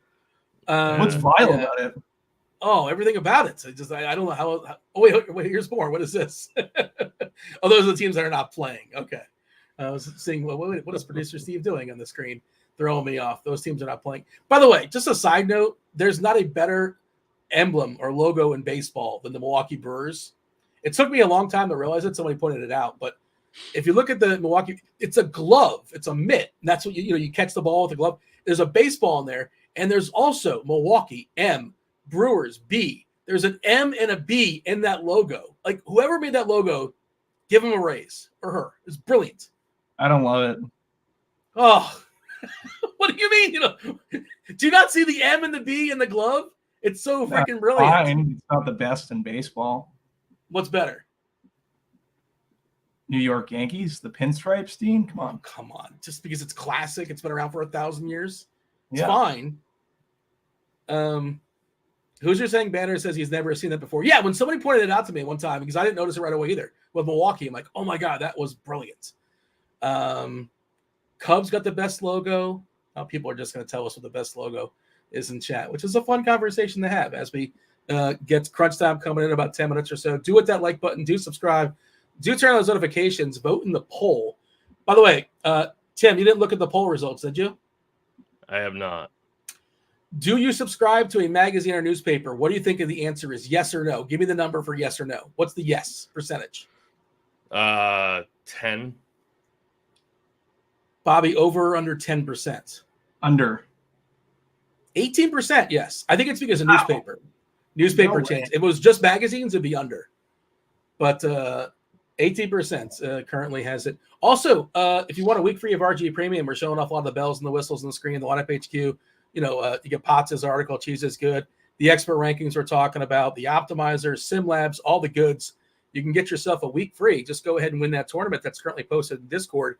RotoGrinders.com/Discord. Live stream chat channel. I don't know if all the spots have been claimed. Let's give it a refresh. I'll probably jump in there as well. If I win, obviously I'm not going to take it. If you don't want a week free of RG Premium, you can get yourself a week free of scores and odds. If you don't want a week free of scores and odds, you can get yourself a RotoGrinders t-shirt. If you don't want that, then just don't play. Just don't play another tournament. If you don't want any of that, by all means, play something else. Okay. Do we have taters for the people, Tim? Do we have enough likes for taters? You have any taters, Tim? Yeah, I got one, but the odds are so bad. It's Christopher Morel. Mm-hmm. Yeah, I love him, but his odds are terrible. 2-1. Yeah, that's so bad. Don't bet. That's that. what I saw. I couldn't bet it either. Don't bet that. I love him for I love him for DFS though, but I think everybody does is the problem. Yeah. Third base is not deep. Are they going to get the most ownership? The Cubs. I think Morel is going to individually. Myself, Okay. Kirkwood, Dave Potts, Squirrel, we all have Morel 1. Like there's Arenado in a St. Louis stack. There's Riley if you like the Braves. You can always play the Braves. I don't love them today. They're fine. Castro, if you want to save salary for Minnesota, they're going to go around the horn. Obviously, with crunch time, Carty will help you out position by position if you like, the information served you that way. Bregman in that win game for Chicago, sure. Polly's a cheapie for San Diego, but it's just not a very deep position. It's not very good today. We're currently showing him with 11% ownership. Huh. That's not horrible. It's not horrible. I expect it'll be higher, but we'll see. Of course, like in cash games, it'll be, who cares about ownership in cash games? But I think he's your cash game third baseman. Yeah. Bobby, Kyle Tucker or Ozuna? We didn't really talk about the Astros much. Were the Astros on the board? Did I miss them? Were they on? They were at the top. They were at the. Yeah, they're that's right. They're at the top. That's right. Yeah. Why haven't we talked about the Astros? We just talk about the Astros, Bobby. Yeah, Yordan Alvarez, Kyle Tucker, fantastic plays. Yanier Diaz, I like a good bit. I'm more on the Cubs side, though. I will say that. Like, I like Michael Busch plus 360. I know that's not the greatest, but he just hits home runs off every run, so don't mind Busch. Ballinger, I think, is a good play for a home run. Just outside of the Morel play. Morel's plus 215 to hit a dinger, so like you guys said, it's not the greatest. Spidey's probably going to pick Morel. I don't know. Yeah, he's on. TJ's on Morel. Sure. He's got Morel, Alvarez, Dansby, Swanson at plus 275. I like to tell TJ pre-show. That's how we get him warmed up in the bullpen. I thought he was on. Yeah, he's not coming on. Yeah, Christopher saying the Astros are gutless. Oh man, they are gutless. They are gutless. I agree. They are. That. I think so. Oh, okay. Are they going to be gutless tonight though? That's the most important thing. We only worry about tonight. Yeah. I don't think they are either. I think that's a pretty, is it 10 total is what we're looking at? I want to see if anything changed from a Vegas perspective. Basically a coin toss. Houston, slight favorite, -120. France, reverse splits, righty, taking on Morel. I wish he was higher in the order. They dropped him a little bit. He's down to the 5 spot. He's not buried like he was last year. I don't mind Mervis. I was going to say prospect. You just like saying the name Mervis, Dean, I think. It's a good name, right? That's his last name for the record, Matt Mervis. Yeah. So TJ Spidey is on a mental health hiatus due to his poor start for the year. He's basically in a timeout. He's in a timeout. You need the weather to get here for these home run calls. You need the weather. I'll say that. We need, July. Weather's so underrated in baseball. You just have to look at the weather. Yeah. I wanted to see some of these lefties Mariners, and Cal Raleigh is +260. Like that is what is that? So awful. Like I can't bet that. Kirkwood has given us Darno and Varsho. Varsho was a ding dong yesterday, and Varsho went yards. We were 1 for 3. It is tough picking out homers though when like nobody's homering. It's like if nobody homers, it's really really hard to hit a homer or a tater. I'm going to go back one more time to Ryan O'Hearn. Just the StatCast data has been really really good on him. It hasn't happened just yet. He was a ding dong a couple days ago. He missed it by like a foot or so, but horseshoes, hand grenades. Today, leaving no doubts, we got Ryan O'Hearn as an official ding dong. Goombas in chat says Julian, like Julian at +550. Kirkwood likes Darno and Varsho and Goldie. I don't know what Goldie's number is, but yeah, maybe St. Louis can be. I don't know if you guys do you believe in momentum, Bobby? Is that a thing like day to day? Like they play 162 games. Not with St. Louis. Talk about gutless. St. Louis is the most gutless team in the league, I would say, outside of the White Sox. The attitude in that clubhouse has got to be a little bit better. They had a walk-off yesterday. St. Louis, that city, really lives and dies by their Cardinals. Best fans in the world, right? Allegedly. They think that. Yeah. Well, yeah. But like every fan base pretends like, this is the best fans ever. Like they're always going to say that when they're in front of their fans, but most of them are lying. Is there anybody in the A saying the best fans in the world? I like the O'Hearn call. I like the O'Hearn call a good bit. He's +390 on DK. I like the O'Hearn call though for DFS. It is Digger Tuesday on FanDuel as well. Is Colton Cowser a stud? Like, how good is Colton Cowser? This Baltimore team is. They're all supposed to be really good. Cowser, Kierstead, Jackson Holiday. We haven't seen it just yet, but he's also like cheap, right? Henderson's expensive. Rushman's an expensive catcher, but like legit 1 through 9 is like they're all. You could just like shuffle these guys up and like whatever 5 pop in, or I'm fine with. Santander, we haven't talked about him, but he's spectacular, of course. He's been gutless. It's a tough ballpark, and especially when you're facing a lefty in Baltimore. What they did to that left field, ridiculous. I think they did it for Aaron Judge, just to Aaron Judge proof the place to some extent. But they made it so much more difficult than homers for righties. Of course, Santander is a switch hitter, so a little bit easier. Not easy, but a little bit easier when you're facing a righty down the right field line if you pull it as a lefty. But all right. Jackson Holiday, is he 1 for 30 to start the season? I didn't realize he was that bad.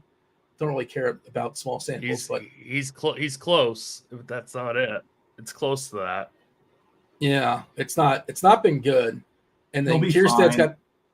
I think he'll be fine too. But he's probably pressing, just that's human nature, I would assume. Eventually, and also the dude on Texas, what's his name? Langford. Langford's been scuffling as well. He was crowned to start the season as the next great. He in season long. I know Tim loves season long baseball takes. In season long, he was getting taken before Mike Trout in some drafts. For real. I don't not I'm not dynasty leagues, but this is the 1 year you lose all your players into the season. And some drafts were taking Wyatt Langford in front of Mike Trout. Holiday plus 630 in chat, according to Brandon Wilcox, to bang out a homer. Bobby, did you give a homer selection for the people? I did. It was Michael Bush. We can look again. I want to go to this Kansas City team because I think, well, there's no. What about MJ Melendez plus 500? Does that work for people? It's okay. Yeah, what's your call? You know, you can fire, you can throw. It's baseball. You can name anybody. I like Melendez a little bit. Wait, TJ said he had Bush was his first. Okay, so it's not a Spidey bomb; it's just called a bomb. So he's just rebranding is all that's happening. He's going to give out some homers, but they're not going to be officially from Spidey. It's a Goku Spirit Bomb of the season. Okay, so that's a great move. It's a great pivot. Just lost so 10 viewers for the Goku mention. Just throwing it out there. Do you know who that is? Yeah. Okay, I don't know. Does Broccoli Boy know who that is? I bet you Broccoli Boy doesn't know who that is. We actually we gained 20 viewers because of the mention. Producer Steve is a big fan of the old Goku. But all right, we should have a crunch time coming in here momentarily. Again, Carty is coming in. He'll talk about big samples and small samples and rookies and all that good stuff. You got Keith Eyster. I'm sure Keith is pumped that Matt Mervis is back up and back in our lives. And TJ will be holding it down from a hosting position. Tim, is there a player? Is there a team that you make one lineup? Who's the player of the team that you're most afraid of, like not having, like not having like Tatis? It's like, oh boy, maybe I should have played Tatis. I'm not saying that. I'm not leading the witness here, but do you have a certain player or a certain team? I think I am probably going to be fading San Diego, so that is a little bit terrifying. So yeah, probably Tatis and his teammates for San Diego. You don't have to fade them. You can at most 3 them. He makes one lineup though. Does that he makes one? Yeah. You're fading. Like them. if he's making 10 lineups, he'll probably get some. Bobby, you're going to be under the field in San Diego as well? Is that what I'm hearing? I'm going to be under the field, be over on the Cubs in Houston. Is stacking Baltimore 1, 4, 5, 6, 7 too many tonight? No, I don't think so. But we don't have an issue with that, right? 1, 4, 5, 6, 7. Wow, I think that's fine. I think it's fine. Yeah. HR Junkin stuff was asking. Yeah, you could. I mean, like a lot of people like forced to stack 5, where you can stack 5 on DK.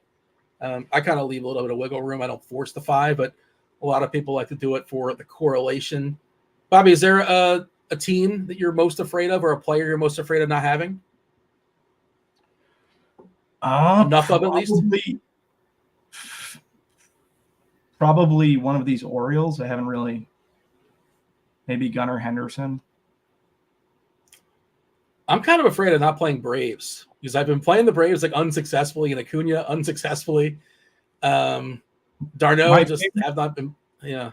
My favorite player hits a home run every night. I haven't played him at all. Darno's your favorite player. You said it before. I even DM'd you when he hit 3 homers. I go, Bobby, you must be rich tonight. And you're like, didn't play him. Yeah. It's just because Acuna's been gutless. Really, he hasn't been great. He hasn't been spectacular. I think he'll be fine eventually. And he's stealing if nothing else. He gets on base, he's going to steal, which is nice. We'll take those steal points for sure. But we still have let's see, Carty coming momentarily, as well as TJ and Keith. You know what it is? Carty tweeted out he was watching Draft Day. Maybe he's finishing up Draft Day. That's the issue why he's not ready. I was going to give that a watch. It's on Peacock. Have you guys seen, because the NFL draft's around the corner, if you guys are aware of that. This is the Cleveland Browns story of when they drafted with Kevin Costner was their GM. Do you guys know what I'm talking about? It was a movie. I've never seen it. No. Yeah. I saw it like 10 years ago, and I remember it being like, I thought it was bad, but I'm going to give it a rewatch, if nothing. I think it's like comically bad, though, where it's almost like, I think you just butcher like the mechanics of how trades work. In the NFL. Kevin Costner's in a lot of movies I haven't seen. Well, what's your favorite Kevin Costner movie? I haven't seen a lot of them. I don't know. Is there one you could like? What Field of Dreams? You could do. You could do the one I've seen. You could do the tiers next time, Bobby, and do Costner movies. Well, he hasn't seen the movies. He can't do the tiers. Field of Dreams is probably the one that I've seen. And that's it. JFK. I hadn't. Bull Durham. Bull Durham I've seen, but I don't really remember it. Mr. Brooks, kind of an underrated. That's with Dane Cook. I'm a big Nicolas Cage guy. I think he's the greatest actor in the history. All right, we can do Cage then.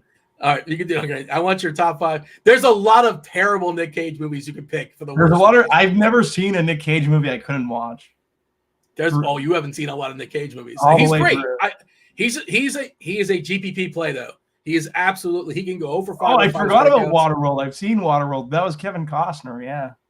It wasn't. Yeah, that's not the best. That's not the best. Kevin. It's famously it was like a huge flop. You know, they cost the studio a ton of money. I knew We the do chat have- would go crazy if I said Nicolas Cage was the best actor of all time. John says Cage is worse than Mayo, and that's come on. He's not that bad. He's had a lot of good movies too. He's just all over the place. We'll have the conversation. Maybe next time the People Show gets together. Well, you can take the board and you'll do Nick Cage. Do you have a number 1? No, you know what? Save it. Let's tease it for next show. Probably next Tuesday. I presume it's next Tuesday. We do have crunch time coming in. It's TJ, it's Keith, and maybe it's Carty. We'll see.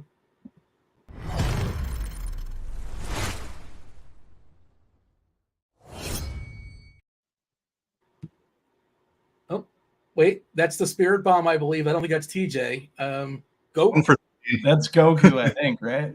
I think it's Goku. I don't know.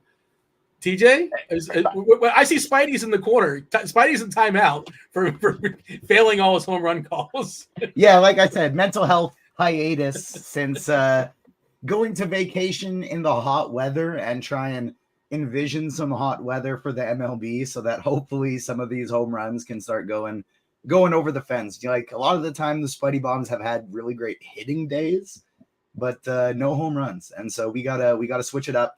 The Goku Spirit Bomb is back. We've had the graphic ready for the last year. So Goku Spirit Bomb, we've already at over 100 likes. We'll get the next one at 125. The first one of the day is Corey Seager today, plus 325. Keith, are we excited about Mervis getting the call up? Is he still technically a prospect? I think he's like 26. It's kind of on the fringe, right?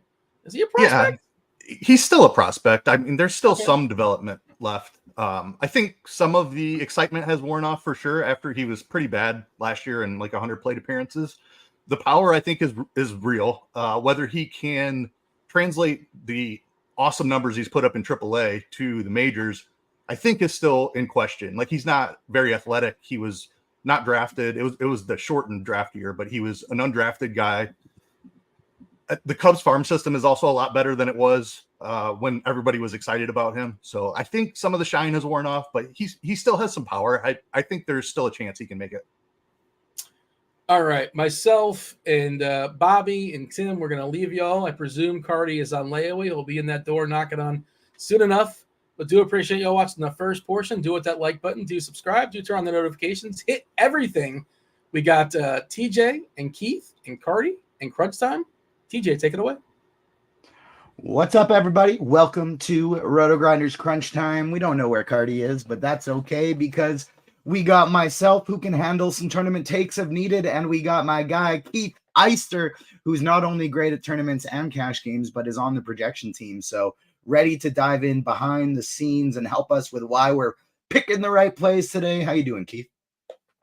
Yeah, doing well. Really fun slate here. Nice big 10-gamer. We've got some good pitchers. We've got some very good offenses in very good spots. So liking this slate quite a bit. Myself as well. I got the first Spidey Bomb out there already. Corey Seager. Let's get these liked up. And we got Spidey Bomb number 2. And then, of course, if you got some questions, get them in. I'll check the RotoGrinders live stream Discord chat first. I'll be going to the YouTube chat second. And, of course, there's never been a better time to sign up for RotoGrinders Premium with NBA, PGA, NHL, MMA, and MLB. We've got option for whatever level you're looking for. You get yourself a 6-month combo subscription at an exclusive price of $469.99. That's $250 off instead of buying 6 individual months of combo premium. You can also get your first month for $40 off for a limited time. And those that want a test run before buying can dip their toes in the water with our 3-day pass at $19.99. Check the links in our description for more info. Keith, why don't you not Spidey Bomb, Goku Spirit Bomb. I forgot. I'm so used to saying it. Don't want that bad Spidey Bomb juju on the first Goku Spirit Bomb, since Spidey is of course not working. We can't be clocking him in, giving him the hours, putting him in the work log if he's not actually doing anything. Keith, why don't you give us a little rundown of this big slate that we got? Yeah, so we'll start at pitchers, I suppose. If Carty pops in, we'll certainly get his takes as well. But It's really hard. You have to start off the conversation with Pablo Lopez. The White Sox offense has just been absolutely atrocious. Lopez has been a really solid pitcher for several years now. 29% strikeout rate last year. He's down about 25% this year, but I expect that to tick back up a little bit. 9,300 on DraftKings is just a little bit too cheap for this matchup. The ownership is crazy. I'm just about at the field in tournaments on him, just because I think there's a lot of upside in the pitchers on this slate. One of my favorite pivots for tournaments is Grayson Rodriguez. He's a couple $100 more, but a really exciting young pitcher, big time fastball, great changeup, good off speed as well, breaking balls. The matchup against the Angels, I think, is a real positive here. So Grayson Rodriguez, one of my favorite pivots. As far as like a cash game optimal standpoint, I think you're looking down to somebody like Max Fried next. Really nice price tag on him. Max Fried is an outstanding real life pitcher. He has really struggled to begin this season, but he started to turn it around here of late, and he gets a matchup against a Marlins team that has just been atrocious on offense as well. They're right down there with the White Sox as far as matchups go. I'm about even with the field on him in tournaments as well, though, just because Miami has not struck out all that much.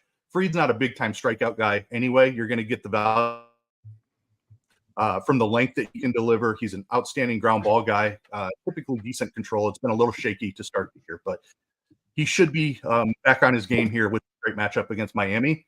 I think Kevin Gausman in the mid-range is really interesting. He's also had a tough start to the year. But his velocity has been ticking back up to where we have seen him here recently. When Gausman is right, he is an elite pitcher. So Kansas City's been solid on offense this season, but Gausman can win in any matchup when he's on his game. And I think we're on the way to him getting back to his game. So I'm going to try to be early on the Gausman resurgence. I like him quite a bit in tournaments. Michael King is in Coors Field, big-time strikeout guy, had over a 30% strikeout rate with the Yankees last year after he moved into the rotation, has been solid for San Diego as well. It's Coors Field, but this Rockies offense is not anywhere like what it has been in the past. I think they're a very attackable offense, and Michael King as an SP2 on DraftKings at just 7K is very intriguing to me. Luis Severino is somebody I have a little bit of interest in as well. It's been a rough go for him last couple of years. He's dealt with injuries. He's healthy now. He's starting to get the stuff back. The strikeouts still have not completely come back, but he's in a great ballpark to pitch out there in San Francisco. I'm not terribly afraid of that San Francisco offense, so definitely think you could take some shots on Severino in tournaments. And then if you're looking for a punt, I think Dane Dunning is really interesting. His strikeouts have ticked up a little bit this year as well. He's up to almost 23%, right around league average. With the strikeouts, he gets a matchup against the Mariners, who have struck out at the second highest rate in baseball. So 6,600 as an SP2 for Dane Dunning on DraftKings is very interesting. Carty hair is looking absolutely wonderful. The people we're assuming that's why you came in a little bit late and had to make sure the finishing touches were put on the do. Of course. And I must say it looks spectacular. So no regrets on my end at least. So why don't you take us through what we're doing in pitcher today? How would you handle the Pablo Lopez situation? Personally on DraftKings, I'm running 150 lineups, and I got 150 lineups with Pablo Lopez. Do you really? Wow. So, I mean, obviously he's the top guy tonight. He's kind of in a class all his own. He's maybe the most talented pitcher on the slate and in one of the best matchups. So the bet's projecting him for 50% ownership on DraftKings, which is just insanity. I mean, I'm not going to tell you not to play Pablo Lopez, but 50% is a very, very high number. The next kind of range of guys all project within like 4 points of him or so. And so I don't have a problem if you want to go down and instead of playing Pablo Lopez, at least in some of your lineups, playing some Logan Webb, some Stroman, some Max Fried, some Grayson Rodriguez, some Kevin Gausman. And then I think you can definitely find some cheap guys at pitcher. Michael King's the one that's going to pick up most of the ownership, I think, which is pretty crazy considering it's Coors, but the Rockies are terrible and he's good and he's cheap. But Griffin Canning and Eric Fetty, I think, are both going to come in way too low owned when they're like the same play as King. I think that makes sense. If you got some QQs, get them into the YouTube chat, get them into the RotoGrinders Discord. We're only 3 likes away from the second Goku Spirit Bomb. You missed it, Carty, but we've already given Spidey a hiatus due to the slow start of home runs this year. So we're seeing if we can bring somebody in. We're going to Goku. And so 3 likes away. Maybe we will get to that after we talk some stacks. Carty, sticking with you. Who do you like for stacks today? So the Padres are the best, even though Machado's out of the lineup. They're still in Coors. They're still facing Ryan Feltner, and they're still, I don't know, an underrated offense. Like, I think they put a really bad taste in people's mouth last year when they just historically got unlucky and underperformed. They haven't gotten off to like the best start this year, but they've still been pretty good. Cheese put out a tweet, I think a day or two ago. They're like top 5 to 10, like in every offensive category. They're not going to be sneaky, obviously, in Coors, but it doesn't look like they're going to be ridiculously high owned. I think you can definitely play some Padres stacks in a plus EV way. But if you're looking for kind of non-core stuff, I think pretty much anything else you do is going to make you fairly different. The Rangers, the Braves, the Astros, Baltimore, Seattle. I don't really think you can go wrong with any of those tonight, and it gets you plenty different, and they're all really good. All right, Goku Spirit Bomb number 2 today. We are going to LA, and we're going with the Baltimore side of things, and Colton Cowser plus 525. Goku Spirit Bomb number 2. So we got Colton Cowser as the second one, Corey Seager is the first. Let's get up over 150 likes for the third one. Keith, who you liking for stacks today? I'm looking for you to tell me. I'm not looking for a fight on the show by any means, but I'm looking for you to tell me, no, the Padres are not the best stack. It is my Cubbies. I do like the Cubs a lot. And in fact, I have a question for Carty because the bat is famous for incorporating weather into its model. One of the first systems to do it, and it's done an awesome job incorporating that into a sport like baseball, where it's extremely important, even football with the blitz. So Carty, is there something that the bat is not liking about the weather in Chicago today? You know what? Not really, because honestly, like, there's some wind blowing out. It's not that cold.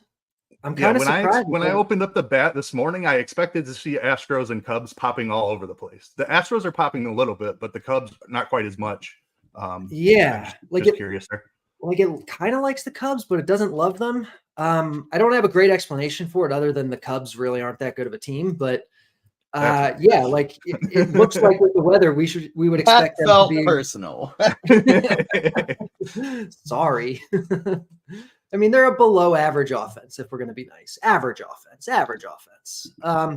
I'll settle for average. I think below average is taking it too far. Below I average. agree. They're probably not a top 6-7 offense, but I think they're top 15 for sure. Yeah. Carty, who you got? The Blue Jays or the Cubs offense? Oh, the Blue Jays are the better offense. I mean, we're 2 weeks into baseball season now. Like, I know that's going to be... Who else do you like for stacks, Keith? So I actually prefer the Wrigley game to the to Coors Field today. There's wind blowing out, like Carty said. We also have 2 fly ball pitchers and 2 pretty good offenses, really good offense in the Astros for sure. Cubs a little bit more debatable, but they have certainly performed well to begin the season. It's really just, I don't think these pitchers are going to be able to keep the ball in the yard today, and there's a great chance for some home runs there in Wrigley Field. I do have the Padres third. Ryan Feltner has actually shown some strikeout ability this season, so I'm keeping an eye on that. But no Manny Machado certainly hurts them. They busted yesterday, which we don't really care about that. It's baseball. We move on to the next day. But I do think it's a touch more difficult spot for the Padres than maybe the field is recognizing. So it's really that I'm more curious to see if this stuff we've seen from Ryan Feltner is real. He's only had 1 Coors start this year, and he dominated the Rays in that start. The Rays do strike out quite a bit, but he posted like 11 strikeouts. So curious to see what we get out of Ryan Feltner today. I do have plenty of exposure to the Padres. They're still one of my top offenses. The Braves are where I'm looking next for sure. Another team that busted on us as chalk yesterday. really solid matchup for them. They're certainly a top 3 offense in baseball, so never mind stacking the Braves. I think the Orioles against Griffin Canning are incredibly interesting. Canning has struggled mightily to begin the year. His velocity is down about 2 miles an hour, and he's been getting beat up quite a bit. So Baltimore, as a really talented young offense, I think they have tremendous upside today. Out in LA as well, which is a slight ballpark upgrade now that Baltimore has altered their fence dimensions and things like that. So I think it's a slightly better park for hitting out there in LA than in Baltimore. Really like the Orioles upside. The Twins are really cheap. They get a matchup against Eric Fetty, who I was really curious to see how Fetty performed coming into this season. He had a ton of success over in Korea last season. The strikeouts have not translated so far. He's still below average on the strikeout rate. And his swinging strikes are even more concerning, down at like 6.6%. So I think Fetty found something in Korea. He added a splitter, and the splitter has not been as effective in MLB as it was in KBO, but still think there's some skills there. That said, the Twins are cheap, and there's a lot of lefties in that lineup, and Fetty's always going to be susceptible to lefties. So I do like the Twins a good amount. The Diamondbacks are interesting against Steven Matz. Matz has been solid for a couple of years, but not overpowering by any means. The Diamondbacks have a lot of right-handed power there with guys like Gurriel and Walker, Marte. Care a lot of that lineup hurts a little bit, but he hasn't been quite right this season. He's dealing with something in his shoulder, I think, is part of the reason he's struggled. But the Diamondbacks have plenty of right-handed power. I'm interested in chasing against Matz. Outside of that, I think it's pretty jumbled. Looking to somebody like I'm playing some Dane Dunning, but I think the Mariners, particularly the lefties, are really interesting. Dunning is certainly not immune to giving up some power. The Yankees against a low strikeout pitcher like Paul Blackburn have a little bit of appeal. I think that about covers it. One team that I'm really liking for tournaments, and I'm just kind of ending up with a ton of them in my builds, is Texas today. Obviously, the matchup against Logan Gilbert is pretty terrible, but they have one single player, Marcus Semien, projecting for more than 5% ownership right now. And so I really like them as a very sneaky stack today. Carty, let's start at the catcher position, going around the horn. Who are you playing? I believe the kids call him Big Dumper. Cal Raleigh looks like the top catcher tonight. Texas has the roof open. It's the best hitting weather. We don't have a lot of the elite catchers on this slate. Like there's no Will Smith, or the ones we do have, aren't in like the best spots. So Raleigh looks good. Price is reasonable. Matchup is solid. I think he'll be the chalk, but in cash, you definitely play him. In tournaments, Campusano is going to pick up some interest because he's in San Diego and he's going to be in those Padres stacks. But I think you can definitely get a little different with Elias Diaz on the other side of that game, or with a guy like Wilson Contreras, or even Adley Rutschman's not going to be that popular tonight. I like him as a one-off. I like him as part of Baltimore stacks. Same thing with Yainer Diaz. I think Houston stacks are going to be a little bit under-owned tonight because they're off to a slow start. But, a catcher hitting fifth with the platoon advantage for what is actually a really good offense still, I like that. I see people in chat asking about the Spidey Bombs. No Spidey Bombs today, but we got Goku Spirit Bombs. First two were Corey Seager, and second one was already forgetting who I picked for the second one. Colton Cowser, plus 525. Third one coming in at 150 likes. Fourth at 175. So keep smashing that like button. Who you liking today at catcher, Keith? I really like the Yainer Diaz call. Talked about a little bit of wind in Wrigley. Wicks as a fly ball guy, like his chances to lift one today. Travis d'Arnaud in tournaments is somebody I really like. He's obviously been red hot, but that's not the reason. Just his power profile against a lefty. I'm extremely interested in that. Wilson Contreras, I like a good amount as well against a lefty up in the 2-hole.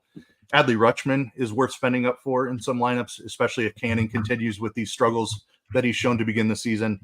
I like Gabriel Moreno a good bit as well, and don't even mind some Alejandro Kirk.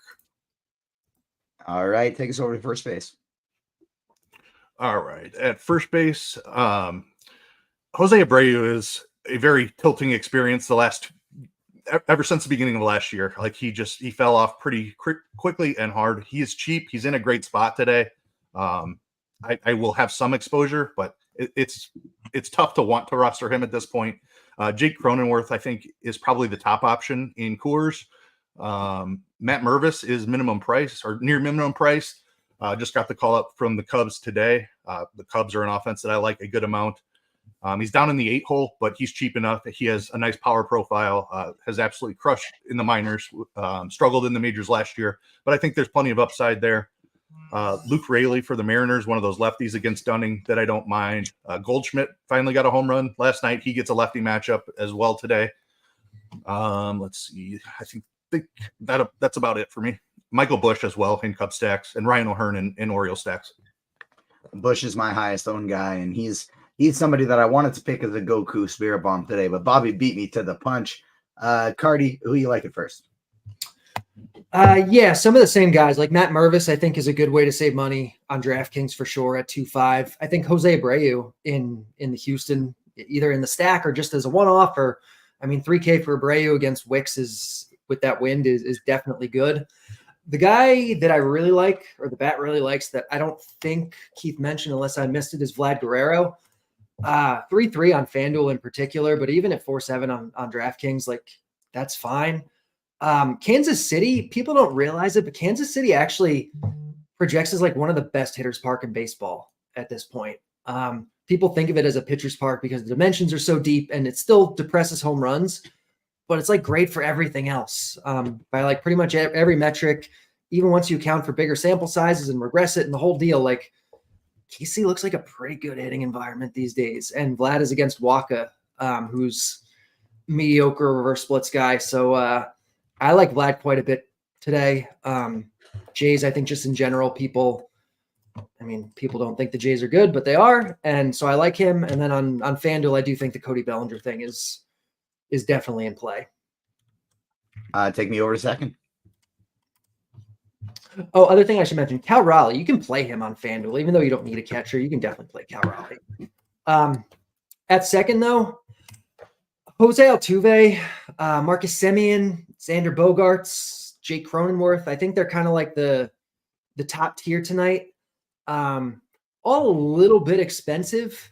If you want to play Bogaerts, I think he's the one. I prefer him to Cronenworth at second. Hitting leadoff, he's the better hitter. It's Coors. I'm not a big Feltner fan. But Jorge Polanco, if you need to save a little bit of money for 2.8K, doesn't project that much worse than the rest of these guys. Like I said, roof is open in Texas. I did misspeak before. I think Alex Santi or someone in chat called me out.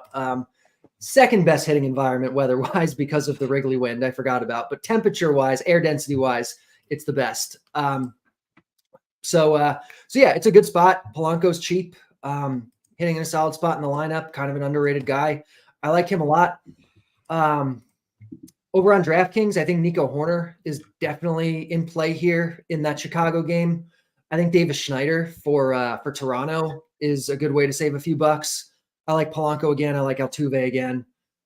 If you need to punt on DraftKings, I think the guys I'd be looking at would be either Isaiah Kiner-Falefa or Kyle Farmer. Keith, how about you? Altuve would be the top guy for me as well. Really like Xander Bogaerts and Coors. Nico Horner leading off for the Cubs. He has not been running this year, which is definitely a little bit of a hit to his fantasy value because he's not a huge power guy by any means. Maybe the wind helps him get one out today, but would like to see him running a little bit more. But hitting at the top of the lineup, still very much in play. I like Davis Schneider a good amount. Ketel Marte is one of my absolute favorite tournament plays. Big price tag there, but good, decent power guy, and I like the matchup against Mats. Edouard Julien is hitting at the top of the Twins lineup again, or near the top. Like him a lot. Jackson Holiday, it's been a really rough introduction to Major League Baseball, but I think he's eventually going to figure it out, and I do have some interest in picking on Canning with that velocity being down. All right, take me to third.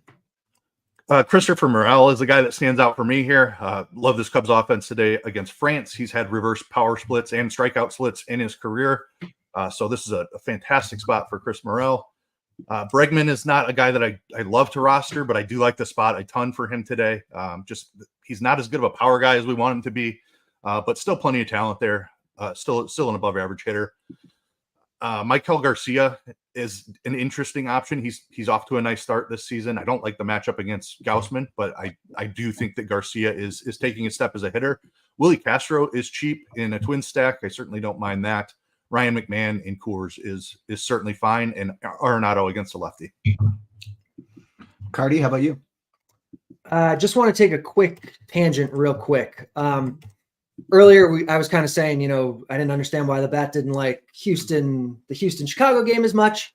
Earlier today, it looks like the wind was projected to be blowing like side to side a little bit more. Now it's projected to be fully blowing out, basically, at least according to the bat's weather feeds. It likes that game a lot now. So totally on board with you, Keith. Good deal.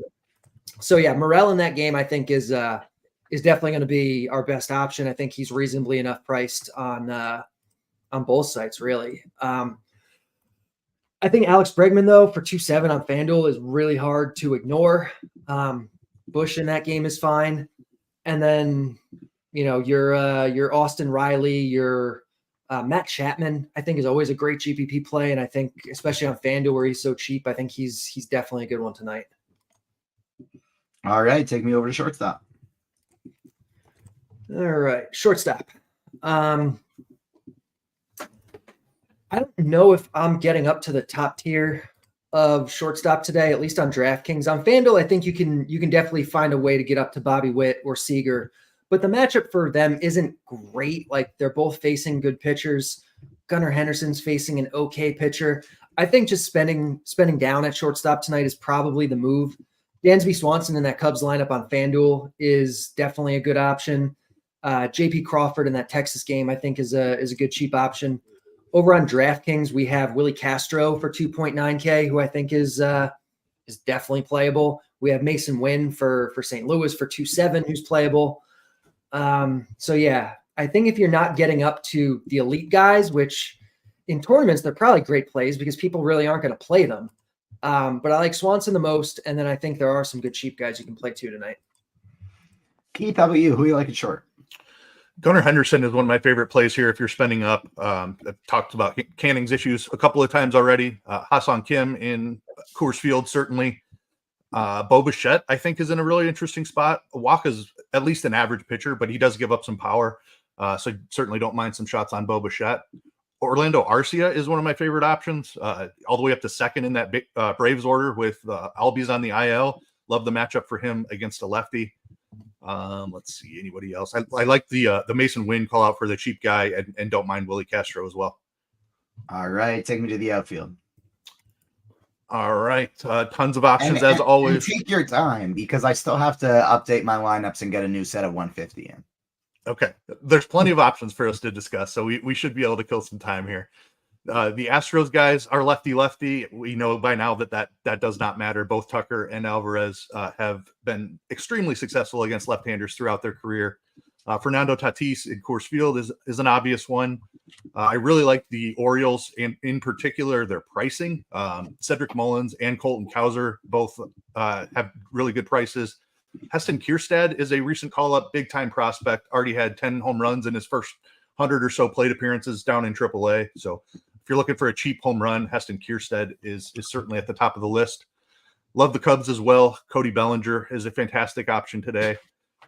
Ronald Acuna just going to keep playing and thinking he's gonna come out of this funk and start hitting for power again any day now. Just going to keep clicking on that name. Kind of the same with Julio Rodriguez. Has been a struggle for him as well, but we know he's uber talented and he will eventually turn it around. Santander, another one of those Baltimore guys that I really like. Adam Duvall is a cheap guy with big power. Certainly like that.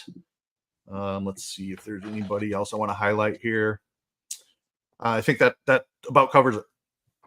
Carty, how about you? Anybody else you want to highlight? And then who would be your kind of conglomerate of players you'd consider for cash? Yeah, I'm on kind of the same page, like the Houston guys, the Cubs guys, Alvarez and Tucker I love. Bellinger, Morel, Happ, the whole Cub thing. Acuna I do really like in tournaments. I'm not playing him in cash, but I like him. I like the Julio Rodriguez call. In terms of cheaper stuff, I think and Fernando Tatis and Coors too. Cheaper stuff though, Davis Schneider is cheap-ish, and I like that Toronto spot tonight. Dairon Blanco for 2-1 on DraftKings, I think, is one of the better punts on the slate, just because he's cheap and it's an okay environment. And like, what else are you going to do? It lets you get other stuff. Seth Brown on FanDuel is, often a good play here, especially outside of Oakland, in a good power park for lefties. So I think Seth Brown's good. I think Kepler, if you need to save some money. Yeah. 15 minutes to lock. We got lots and lots of time for questions, so get them into the RotoGrinders live stream Discord chat. Get them into the YouTube chat. We're at 150 likes, so it's time for Goku Spirit Bomb number 3. Get me up over 175, and I got a 4th. Keep smashing that like button. Number 3 is Edouard Julien. Today, my guy, my Frenchman from Canada, for the Minnesota Twins. Number 3. Number 2 was Colton Cowser. Number 1 was Corey Seager. We got a 4th one at 175 likes. Keith, who do you like to hit a home run today? I really like the Braves. I know they've been struggling a little bit here recently, but Marcell Ozuna has just absolutely been on fire since about May of last season, and I love the matchup for him against the lefty. Carty, how about you? Yordan Alvarez has the best chance of hitting a home run, but I think Cal Raleigh has one of the best raw chances, like of any position, and he's a catcher. So I like Raleigh a lot tonight. Last year, Shohei Ohtani became the only person to strike out. It was to pitch a scoreless inning, hit a home run, and get a steal in the same game since what MLB player? Repeat that one more time. Shohei Ohtani last year became the first player to hit a home run, pitch a scoreless inning, and steal a base in the same game since what MLB player? He's got to be Babe Ruth, right? Babe Ruth, I guess. Pablo Sandoval was the last player in the MLB to do that, to pitch a scoreless inning, steal a base, and hit a home run in the same game. Before so there are 2 incredibly surprising things in that statement. Number 1, and it may not even be the most surprising, he pitched a scoreless inning. Number 2, he stole a base. I don't know how familiar everyone is with Pablo Sandoval, but wow, that is not a name I would have come up with. Yeah, that is just a little nugget from MLB The Show that they bring up whenever you're hitting with Shohei Ohtani. And so I figured I would drop that one for the people for crunch time as well. We'll start getting to some questions here in just a second. Full disclosure, I am uploading my set of 150 into DraftKings right now. I wanted to make sure I got a little bit more Grayson Rodriguez in there. I was only at about 7%, and I didn't like that. I wanted more Grayson Rodriguez. And so now as things finalize, I'm still going with 100% Pablo Lopez. I have him in every single lineup. My tier 2 is Michael King, Logan Webb, Kevin Gausman, and Rodriguez. And then my tier 3 is taking shots on Feltner, on Canning, on Dunning, on Fedde. And I'm only getting a touch of Max Fried today. I'm trying to go low on him since he is picking up pretty chalky and he has struggled so far this year. Houston and Chicago, my top 2 stacks, followed by Baltimore, San Diego, and Texas, believe it or not, cracking number 5. Let's get some questions here. Somebody in the Discord actually did get it. Chinatown knew that it was Sandoval. Maybe he's playing MLB The Show as well.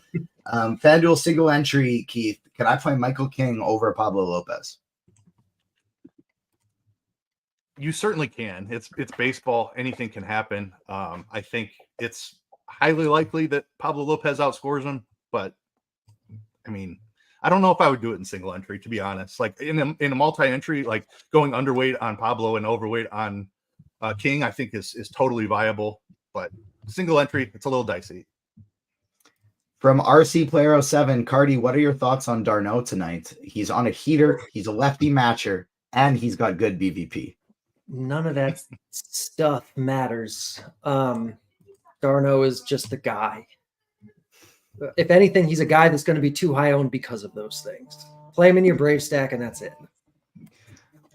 For what it's worth, my belief on this situation, and I think I've seen you tweet something similar, Carty, I just like messing with you, is that while players will absolutely have hot streaks, we have no possible way to quantify when they will begin and end. It's a human element, but we can't project that human element. And assuming we can is an anti-edge, whatever that is. But It's called being stupid, I think. The technical term, I think it's called being well, stupid. technical term maybe. Better value play for DK single entry GPPs, Keith, Kierstad or Fletcher? Give me Kierstad.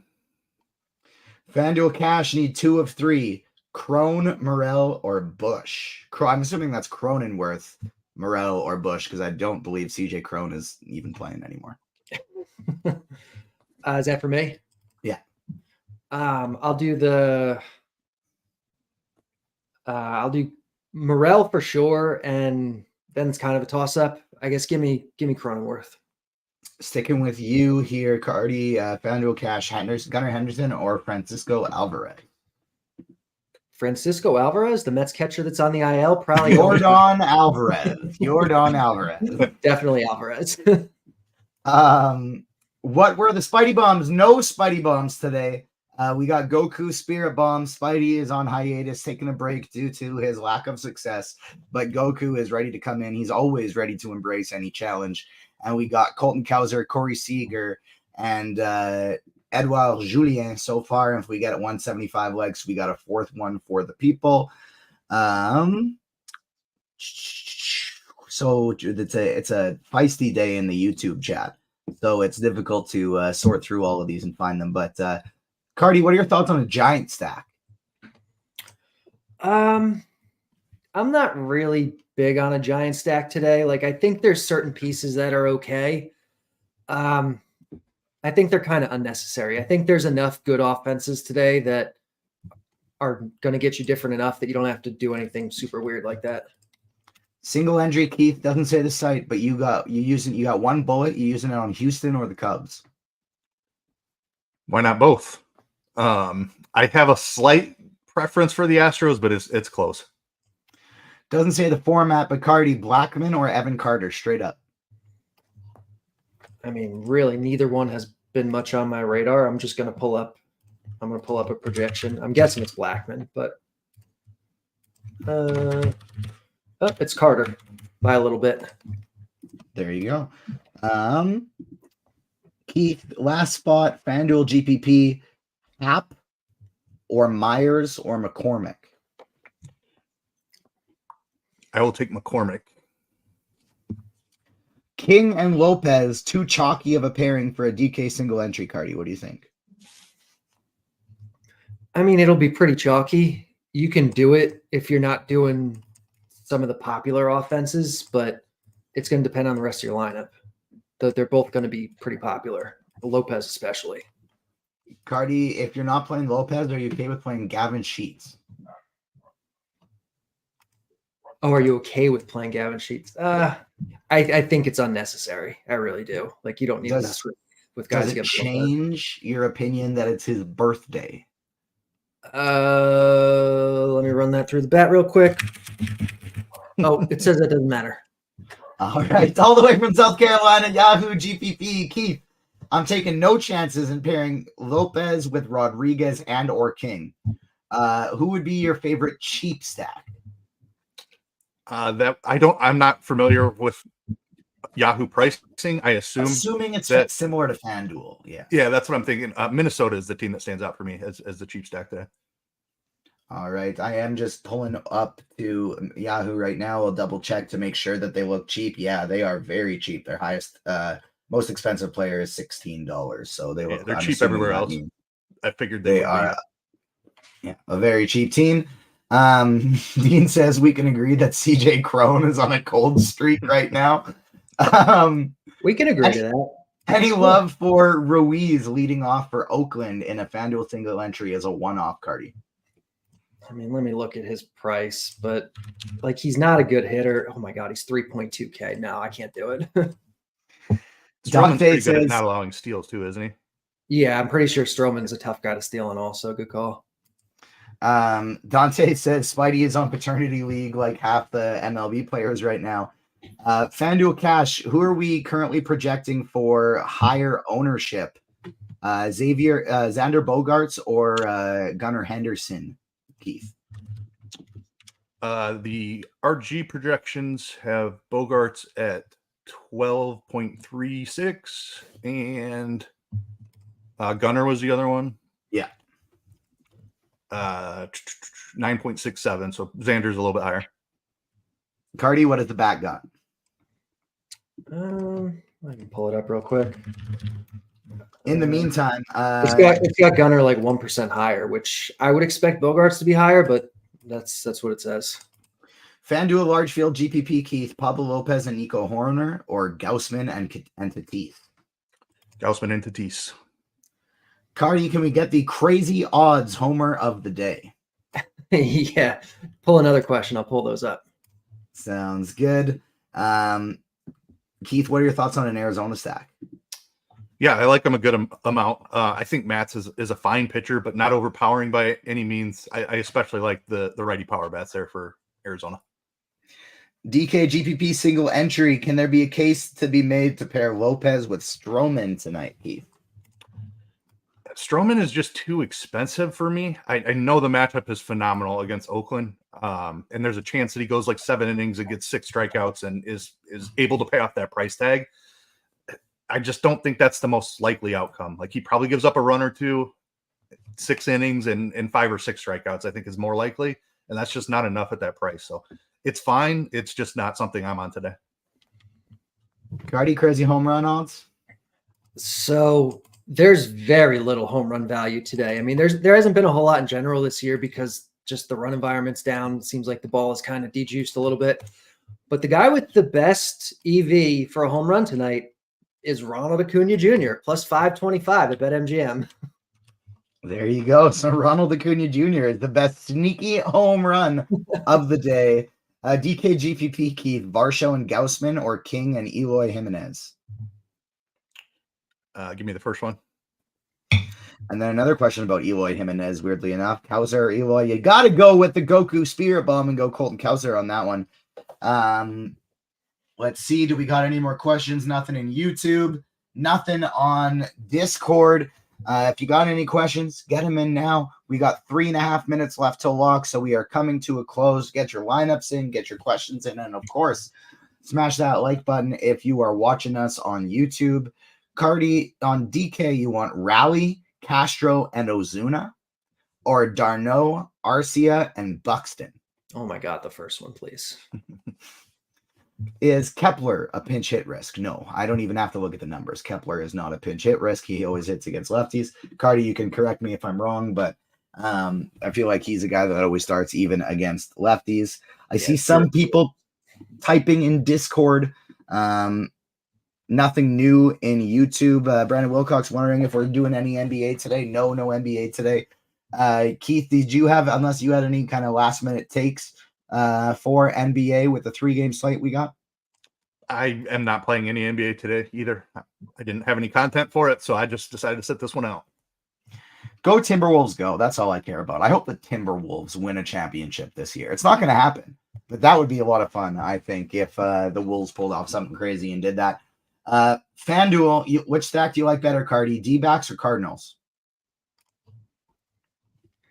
I guess Cardinals. I don't really love either.